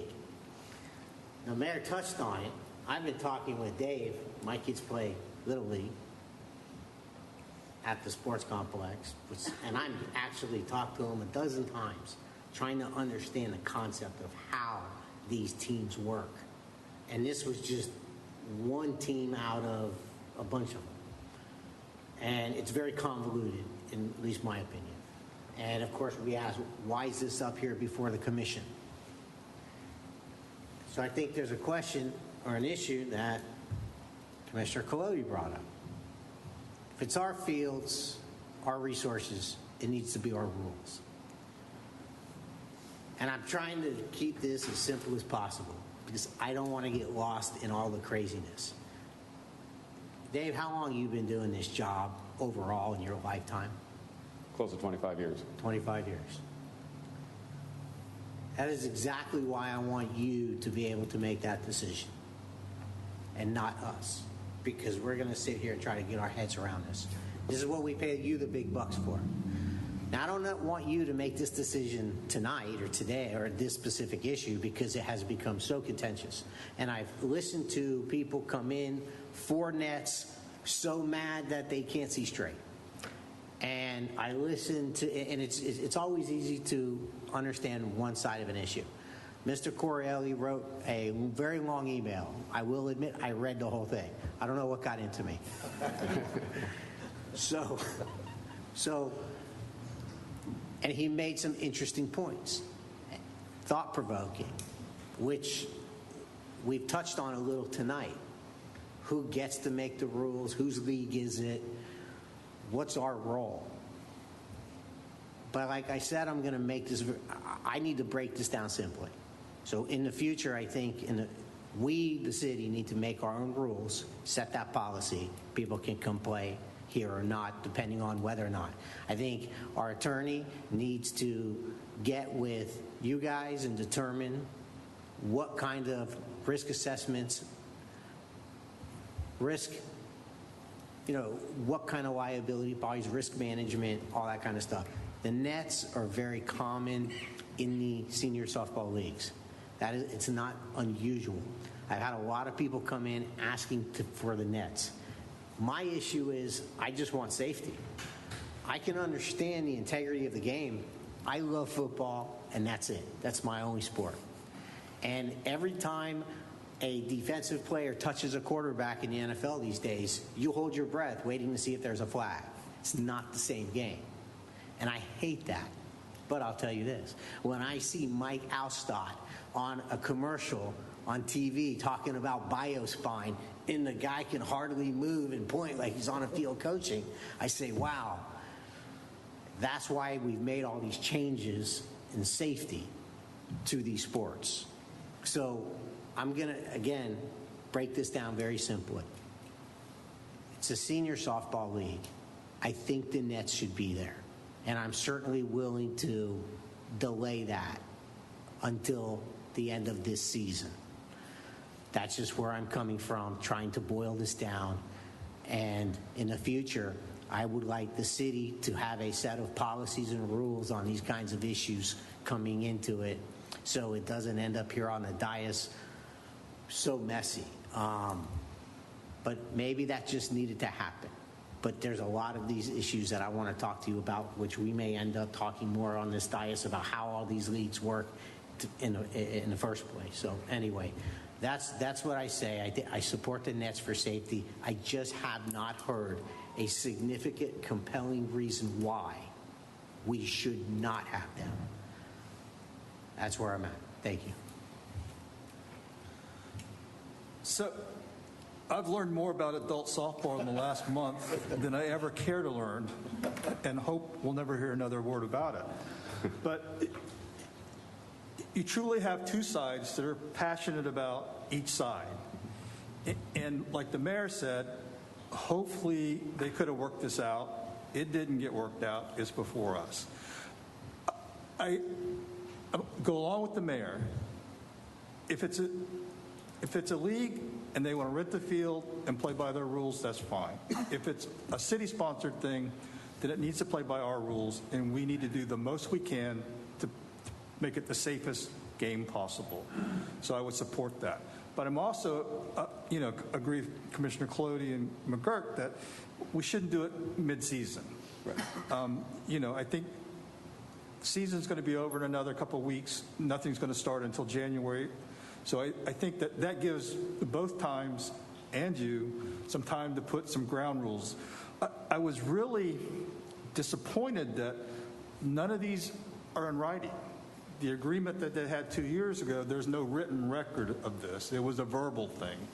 And I would think at this level, and especially where we're agreeing with things, there should be some form of a written policy or something, like Jason said, that we can fall back on. They have bylaws that mention us, but we've never seen those bylaws until the last couple of days. We never signed off on those. So those are kind of going forward. I think that we need to be a little more proactive in those areas. And this, to me, is just like when we talked about renting city buildings last year. This is an evolving process. We learn from mistakes of the past. We try to make things, improve things to make them better and safer for the players and the residents out there in New Smyrna Beach. So it's going to be a never-ending process going forward. And I think that as we go forward, there needs to be a little more clearer policy on these things. Ideally, that it gets settled at your level and never comes to us. I'm okay with you making the final decision. So, but I do support the nets for safety reason. But if the league wants to just rent the field and do their own thing, then they take all liabilities. We're completely out of the picture. Then they should have their own rules. They should go by their own rules. So I certainly do support that, but not until after the season's over. That's Mayor. Any comments? Yes to nets now. Okay. Okay. All right. So, I had a question. I forgot it. Oh, you're getting old. I'm going to join that senior softball league soon. I got to tell you, I was pretty offended that in 2 years I can sign up for this. Yeah. So, yeah, I agree with some of what my colleagues said. I mean, I think the experts in the room are not sitting up here. I mean, that's clear.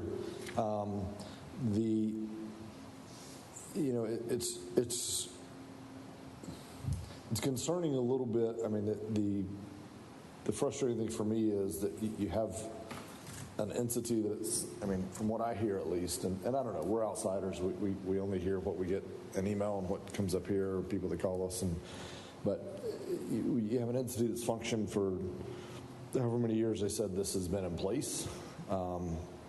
It's grown from 2 teams or 6 teams to 12 teams.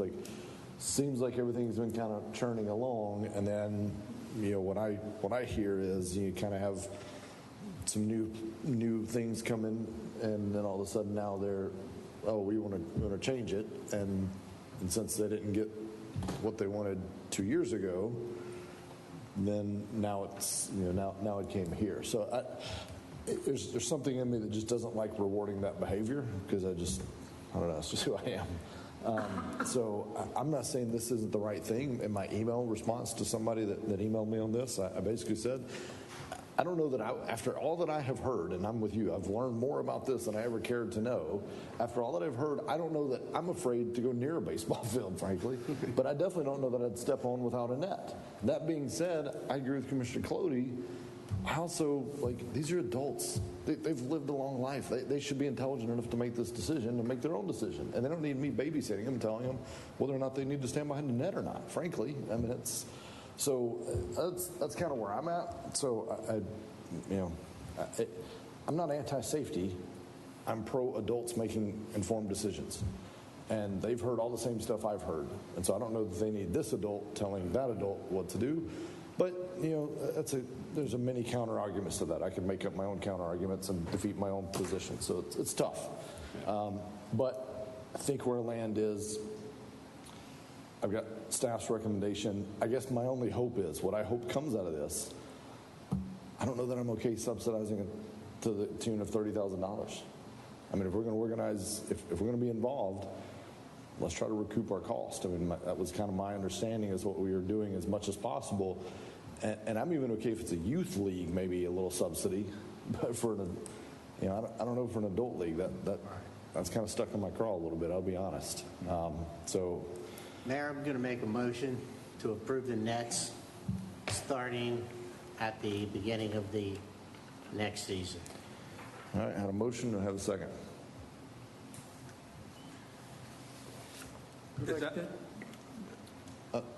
I'm sorry, I heard two people at once. Go ahead, Commissioner Hartman.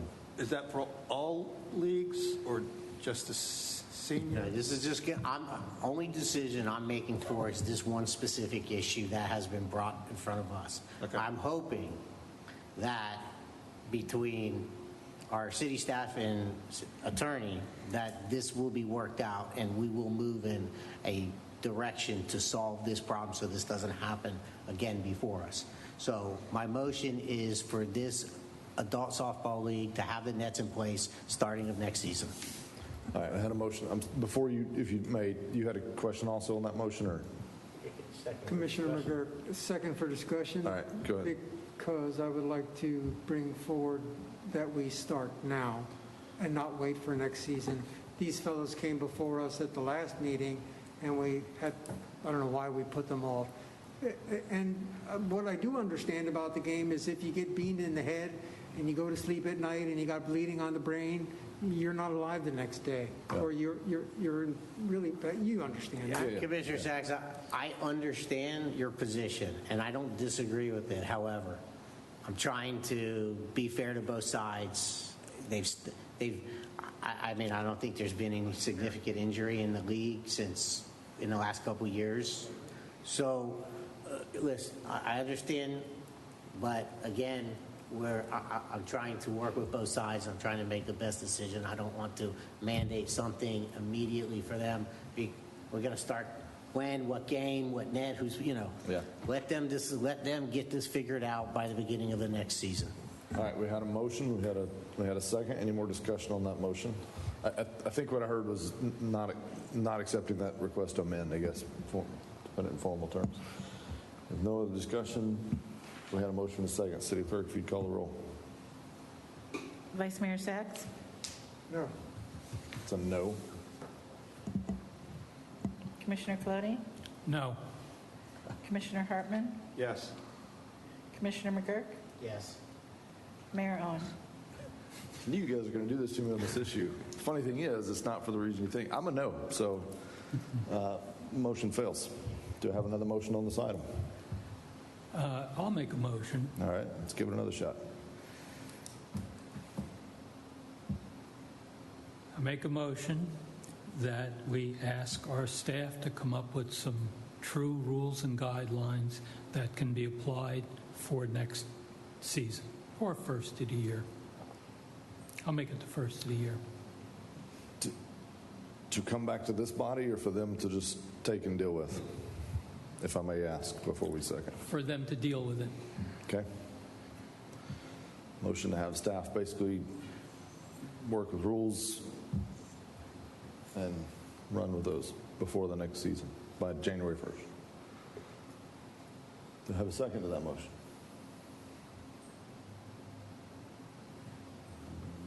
Okay. Second for discussion. Go ahead. Rules on what?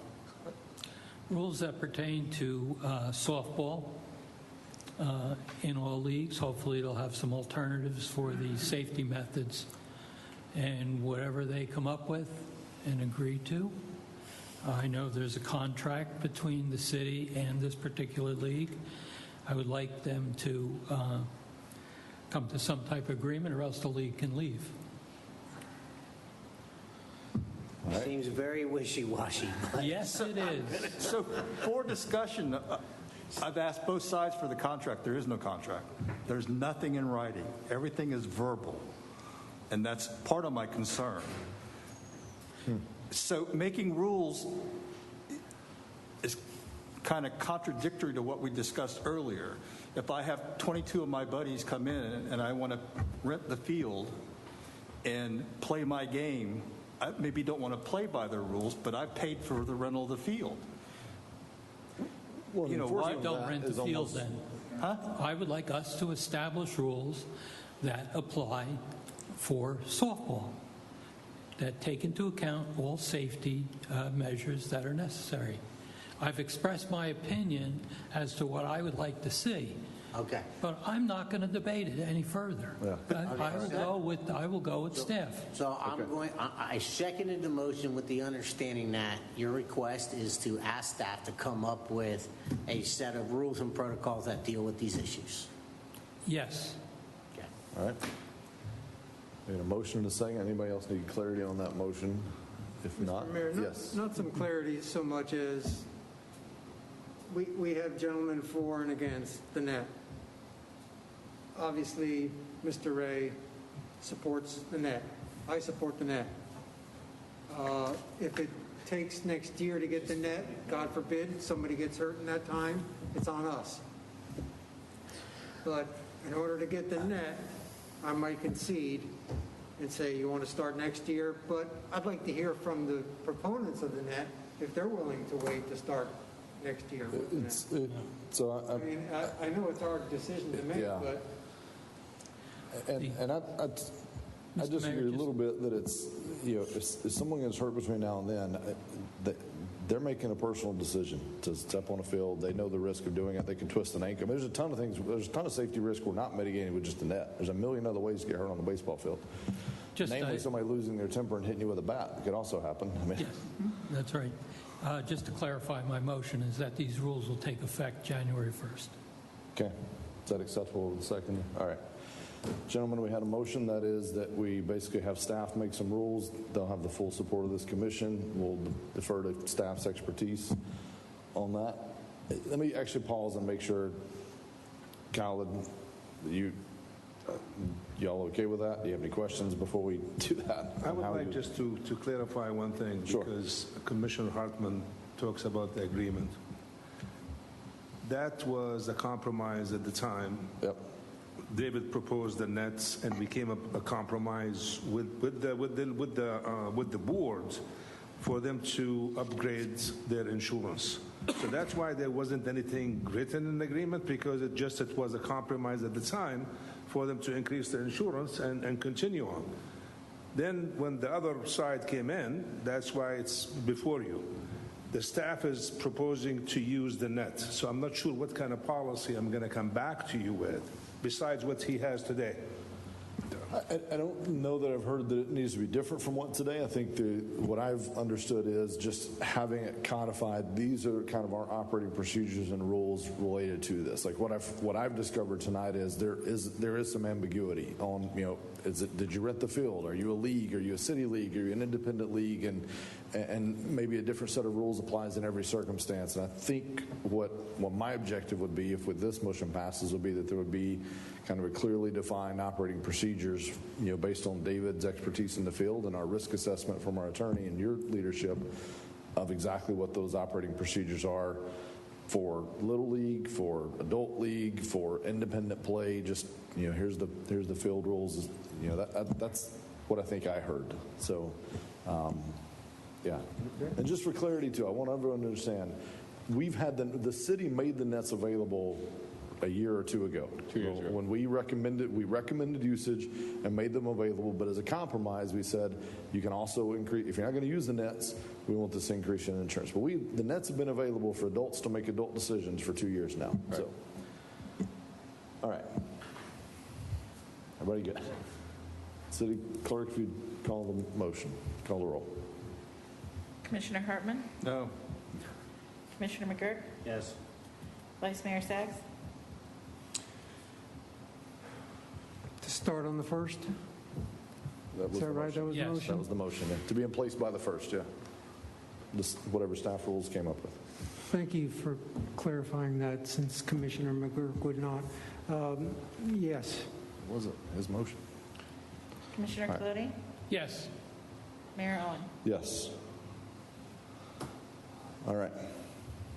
Thank you, David. Thank you all. We appreciate it. All right. Items 8A, second reading of public hearing, 5421. Carrie. Resolution number 5421, a resolution of the City of New Smyrna Beach, Florida, amending the reappropriation of the fiscal year 2020-21 CRA fund balance to specific and amended CRA capital projects for fiscal year 2021-2022, providing for conflicting resolutions and providing for an effective date. This is a sister resolution to what we talked about earlier at the CRA meeting. This is a public hearing. Any members of the public wish to talk about this item, the CRA item? Hearing none, we'll close the public hearing. Does anyone need to hear from staff? Any questions on this item? If not, do I have a motion to adopt Resolution 5421? Motion to adopt Resolution 5421. Second. City Clerk, if you'd call the roll, please. Commissioner Clooney? Yes. Commissioner Hartman? Yes. Commissioner McGurk? Yes. Vice Mayor Sacks? Yes. Mayor Owen? Yes. Thank you. 5421 is adopted. We have no first readings. We have two potential reappointments to planning and zoning. So we have two vacancies. Thank you, Chief. We have Susan Nealon and Steve Danskin that are set to expire on October 31st. Both of these are first-term members. They have served 1 3-year term, and they have expressed a willingness and desire to be reappointed for a second 3-year term. So do I have a motion to reappoint members Susan Nealon and Steve Danskin to a second 3-year term of the P&Z? I'll make that motion. Second. Any discussion? Yes. Yes. Prior to serving on the commission, I served on the planning board. I know both these members well. Steve Danson is a professional in the field. So Susan happens to be one of the only people I know who knew of my background and came to me and said, could you give me a little idea as to how this group operates and runs? She showed a real good interest in how it functions and wanted to be a part of it. So I'm pleased to nominate both of them. Commentary. Any other discussion on this? Yeah, I think we actually have a pretty high performing P&Z with a broad spectrum of experience at this point. So, City Clerk, if you'd call the roll, please. Commissioner Hartman? Yes. Commissioner McGurk? Yes. Vice Mayor Sacks? Yes. Commissioner Clooney? Yes. Mayor Owen? Yes. Thank you. All right. Both of those members are reappointed. We appreciate their willingness to serve. Next up, Mayor and Commission reports. We'll begin with the Vice Mayor. Thank you, Mr. Mayor. Kudos and a very big thank you to Linda Henline and Keep NSB Clean. I really appreciate their efforts this past weekend to clean up Saxon. You could take a microscope out there and you couldn't find any garbage. So many people showed up with garbage pickers and 5-gallon cans. They really did a bang-up job, and I appreciate their efforts. Also, I understand that the manager has in his report repairs of the seawall under the South Causeway. Am I right, Khaled? Yes, sir. Yes, I'm very glad, and I appreciate your efforts there. It'll keep a lot of people safer, and hopefully FDOT will hold up to their end of the agreement. If I'm correct, that they will repair the seawall, and then we will have to maintain the property afterwards. Is that correct? Colin? Yes. So they will build the seawall, and we have to maintain? According to the email and the discussion that I had with them, They will rebuild and repair the wall and keep maintaining it. The only thing I have to do is I have to go back and we have to revise the agreement to clarify the responsibility on each, the DOT and the city. Right now, when you read it, it doesn't really clarify who's responsible for what. So that's something we have to do as soon as they repair the wall. All right, well, we're closer than we were before. I appreciate your efforts, Khalid. And I just wanted to mention, I had received a letter from some residents to the south of us who wish to get off of their septic tanks and get onto city sanitary sewer. I understand that Brian had contacted the folks over there. I really appreciate your efforts as well, Brian.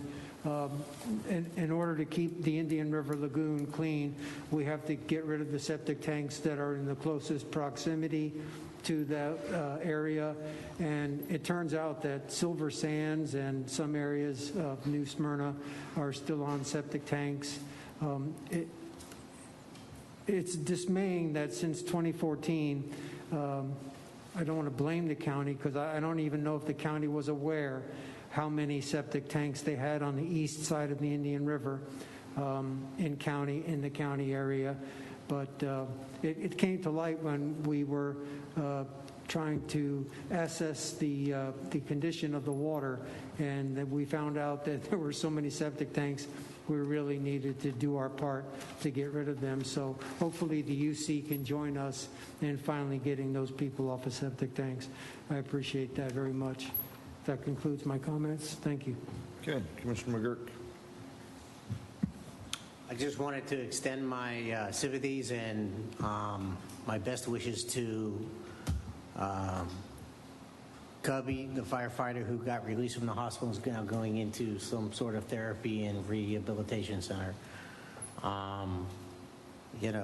It makes you, it's one of those things that make you appreciate every single day you wake up, you see your family, you see your kids, and how special each day is. Chief, congratulations on the deputy chief hire. Amazing credentials. Can I put you in charge of HR from my place? Anyway, thank you. That's it. So, upcoming later this month, we have the second public hearing for the Stormwater Master Plan on the west side. I would encourage you all to at least read through that and look through that. I think we're making great progress.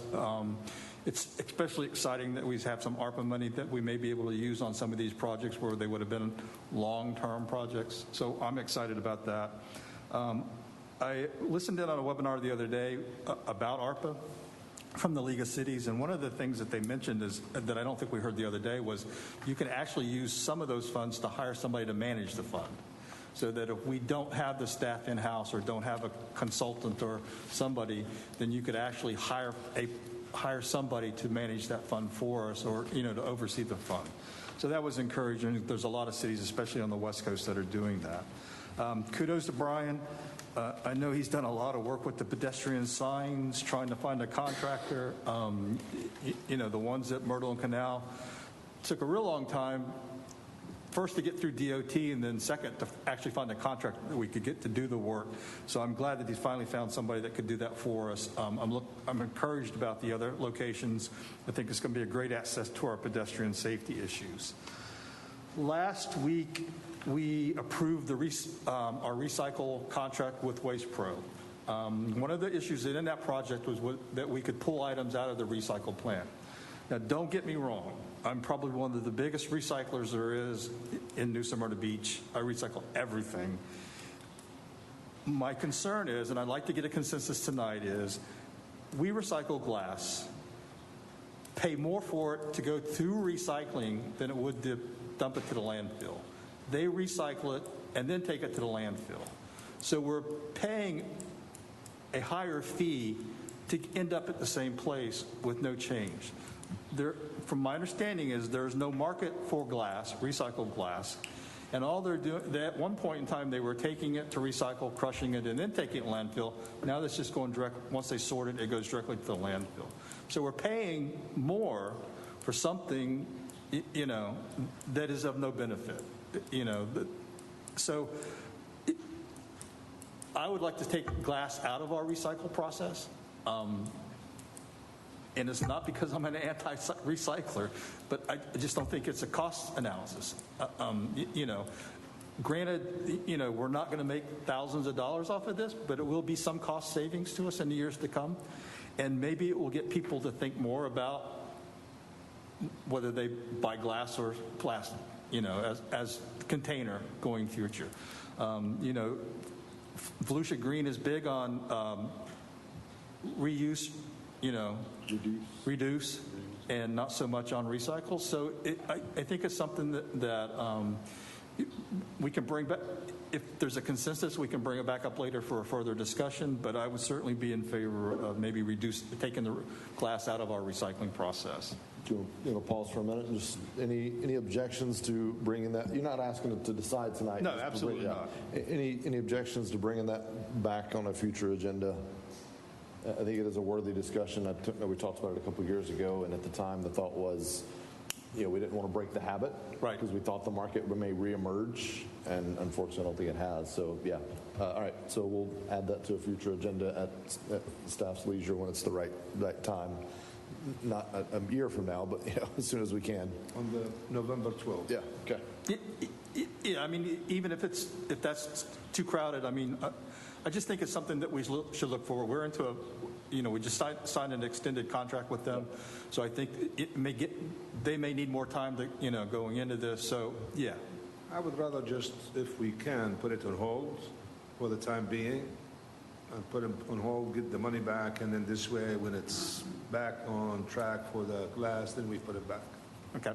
Put the recycling on hold, not the agenda item. Yeah. All right. So add it to a future agenda whenever it's not one that's super crowded, because I'm sure we'll have to do some education, and I think Phil will play a big role in this too. Is there's an education element of this, because we want that message out that we're not anti this, but and I think that education process needs to be revisited because, as I walk through my neighborhood, you still see a lot of things that aren't supposed to be in recycle bins. So I maybe think there needs to be a big emphasis on an educational portion at some time in the future, as to where we're going, why we're going, and there was an educational component in the agreement with them, so we'll just have to start early on. Okay. On our website, we have a list of recyclables items that, with a in terms of the numbers on it. So we'll make them increase that education. We can take some of the savings and spend it on education. If I had stickers, I'd be sticking on everybody's trash cans. But there's only so much one person can do. So, but I certainly do appreciate that. We attended the fundraiser for Jeremy 2 weeks ago on Saturday out at Lost Lagoon. You know my background.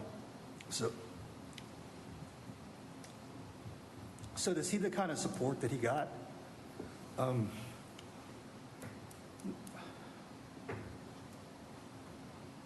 not only from our firefighters, but Port Orange, Daytona, all sent people down. So it meant a lot to me. So I certainly do appreciate what our guys did and what they were able to do. It was a very successful campaign, and I wish them well. Okay, well said. Commissioner Colodino, we've heard from you. Well, at the last meeting, during my opportunity, I presented any number of items, and I'm sure they're all moving along very well and will be on the agenda before too long. My only comment tonight is that, well, first of all, I did attend that also, and I was really impressed by the number of people that showed up for that the firefighter event and the funds, and how people were so willing to give money to support. It was really good to see. My only real comment is that on November 18th at 5:30 in the Coronado Civic Center, I will be holding my Zone 1 meeting, especially for all those people who are in my zone now and so used to coming there and going through with it. The manager's being very helpful and getting everything all set up with me, and I'm sure it's going to be fine. I just don't want to have to give these people the news that they might be in a different zone sometime. So I don't think it'll go over well. So, and they'll all just come down here next. Yeah. So that's good. We want involvement. All right. That's my comments. Okay. Two things, and I don't mean to spring this on staff. I meant to ask, but have we talked? I know we talked about it. I feel like we talked about it. Maybe it was just me and Brian on a one-off. The criteria. We often have special exceptions and mainly those, sometimes variances, but special exceptions that come before us. And I remember I looked one time at another community and I was like, hey, wait, theirs are very different than ours, like their criteria and terms. Is that on the radar? Is that something we can and should revisit? And is that on the radar? Have we already talked about that, or am I misremembering that? I don't think it's something on our radar that we're actively working on. Okay. It's for short criteria, though, so we could easily bring it back perhaps at the December workshop or another date.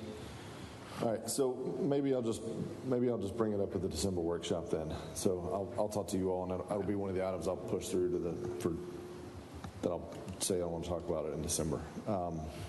Because I forget now what town it was. I thought I emailed somebody, but I looked at another town. I was like, man, I wish for one particular case we had the criteria that town had as a special exception. And again, I don't know what legal room, and I don't know exactly how all that works and what we can do. I mean, I'm very familiar with how it is now, but I'm curious to see what motion we can take.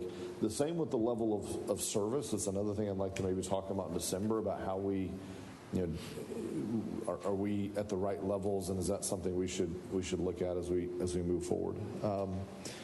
And then the last thing, and I touched on this earlier, it was very moving, but it was really, really great to be. I visited the family in Cubby in the hospital several times. I mean, he never knew I was there, but visited the family several times, and then to be there yesterday afternoon and at least 100 plus people, high-level staff from the hospital, nursing staff from the hospital. Morgan, the charge nurse that had clearly formed a bond with the family. You could just tell. I mean, she was the last person to, kind of go into the ambulance with him for transport and say bye to Kim and the family. And then you're right. There were firefighters there. A lot of our folks, day off folks, I mean, that were there, but also Volusia EMS. I think there was a Volusia County fire truck that was there and a whole crew that represented. So certainly, I mean, I'm not from the fire family. We have two that are from the fire family, and you all represented well. But I think the whole community supports, and I gave that message to Kim on behalf of the city and the commission and really the whole city that they're not alone on this journey, and they're not alone in this fight. We're all with them, and every time my quote to her was, anytime you feel alone, know there's thousands of people here behind you and supporting you and with you. So it's really been amazing to see that, and really there's stories like that unfolding all over at all times. And we saw Donna's story today, and we know similar support from the police department during her fight, and glad to see her now on the other side of that and coming through it so strong. But yeah, this one's been incredible to see the community support. So really appreciate it, and I know it means a lot to the family. They have expressed that. They've really felt it. So. All right, city manager report. Very quick, Mayor. Just we're meeting with the Canal Street merchants on October 19th to follow up on the workshop discussion that we had with them. Also, just want to, as a reminder, the Economic Development Strategic Workshop on October the 28th. That's at the Brennan Center. Starts at 2 o'clock from 2 to 6. Also, that we met with the Board of Realtors regarding the dog park. So we're looking at alternative sites, and as soon as we come up with a site and discuss with them, we'll come back to the commission. And then the COVID testing sites, if we could just try to make sure that everybody's aware of it in town. We keep the testing numbers right now from Monday through Friday from 8 to 6. The numbers is growing. I have not seen the numbers today, but I have sent it to the school board and some other agencies, and then we'll probably tomorrow morning at the manager's conference call, I'll mention it to Edgewater as well and to the county, which they already have. Thanks to Lisa, I think she looks like the library has a flyer with New Smyrna on it as well. So, thank you. The library made that. I know. I said the library made it. All right. Any questions of the manager on his report? No. Seeing none, city clerk's report. No report, sir. City attorney. No report tonight. All right. If no other business for this board, meeting is adjourned. Thank you all.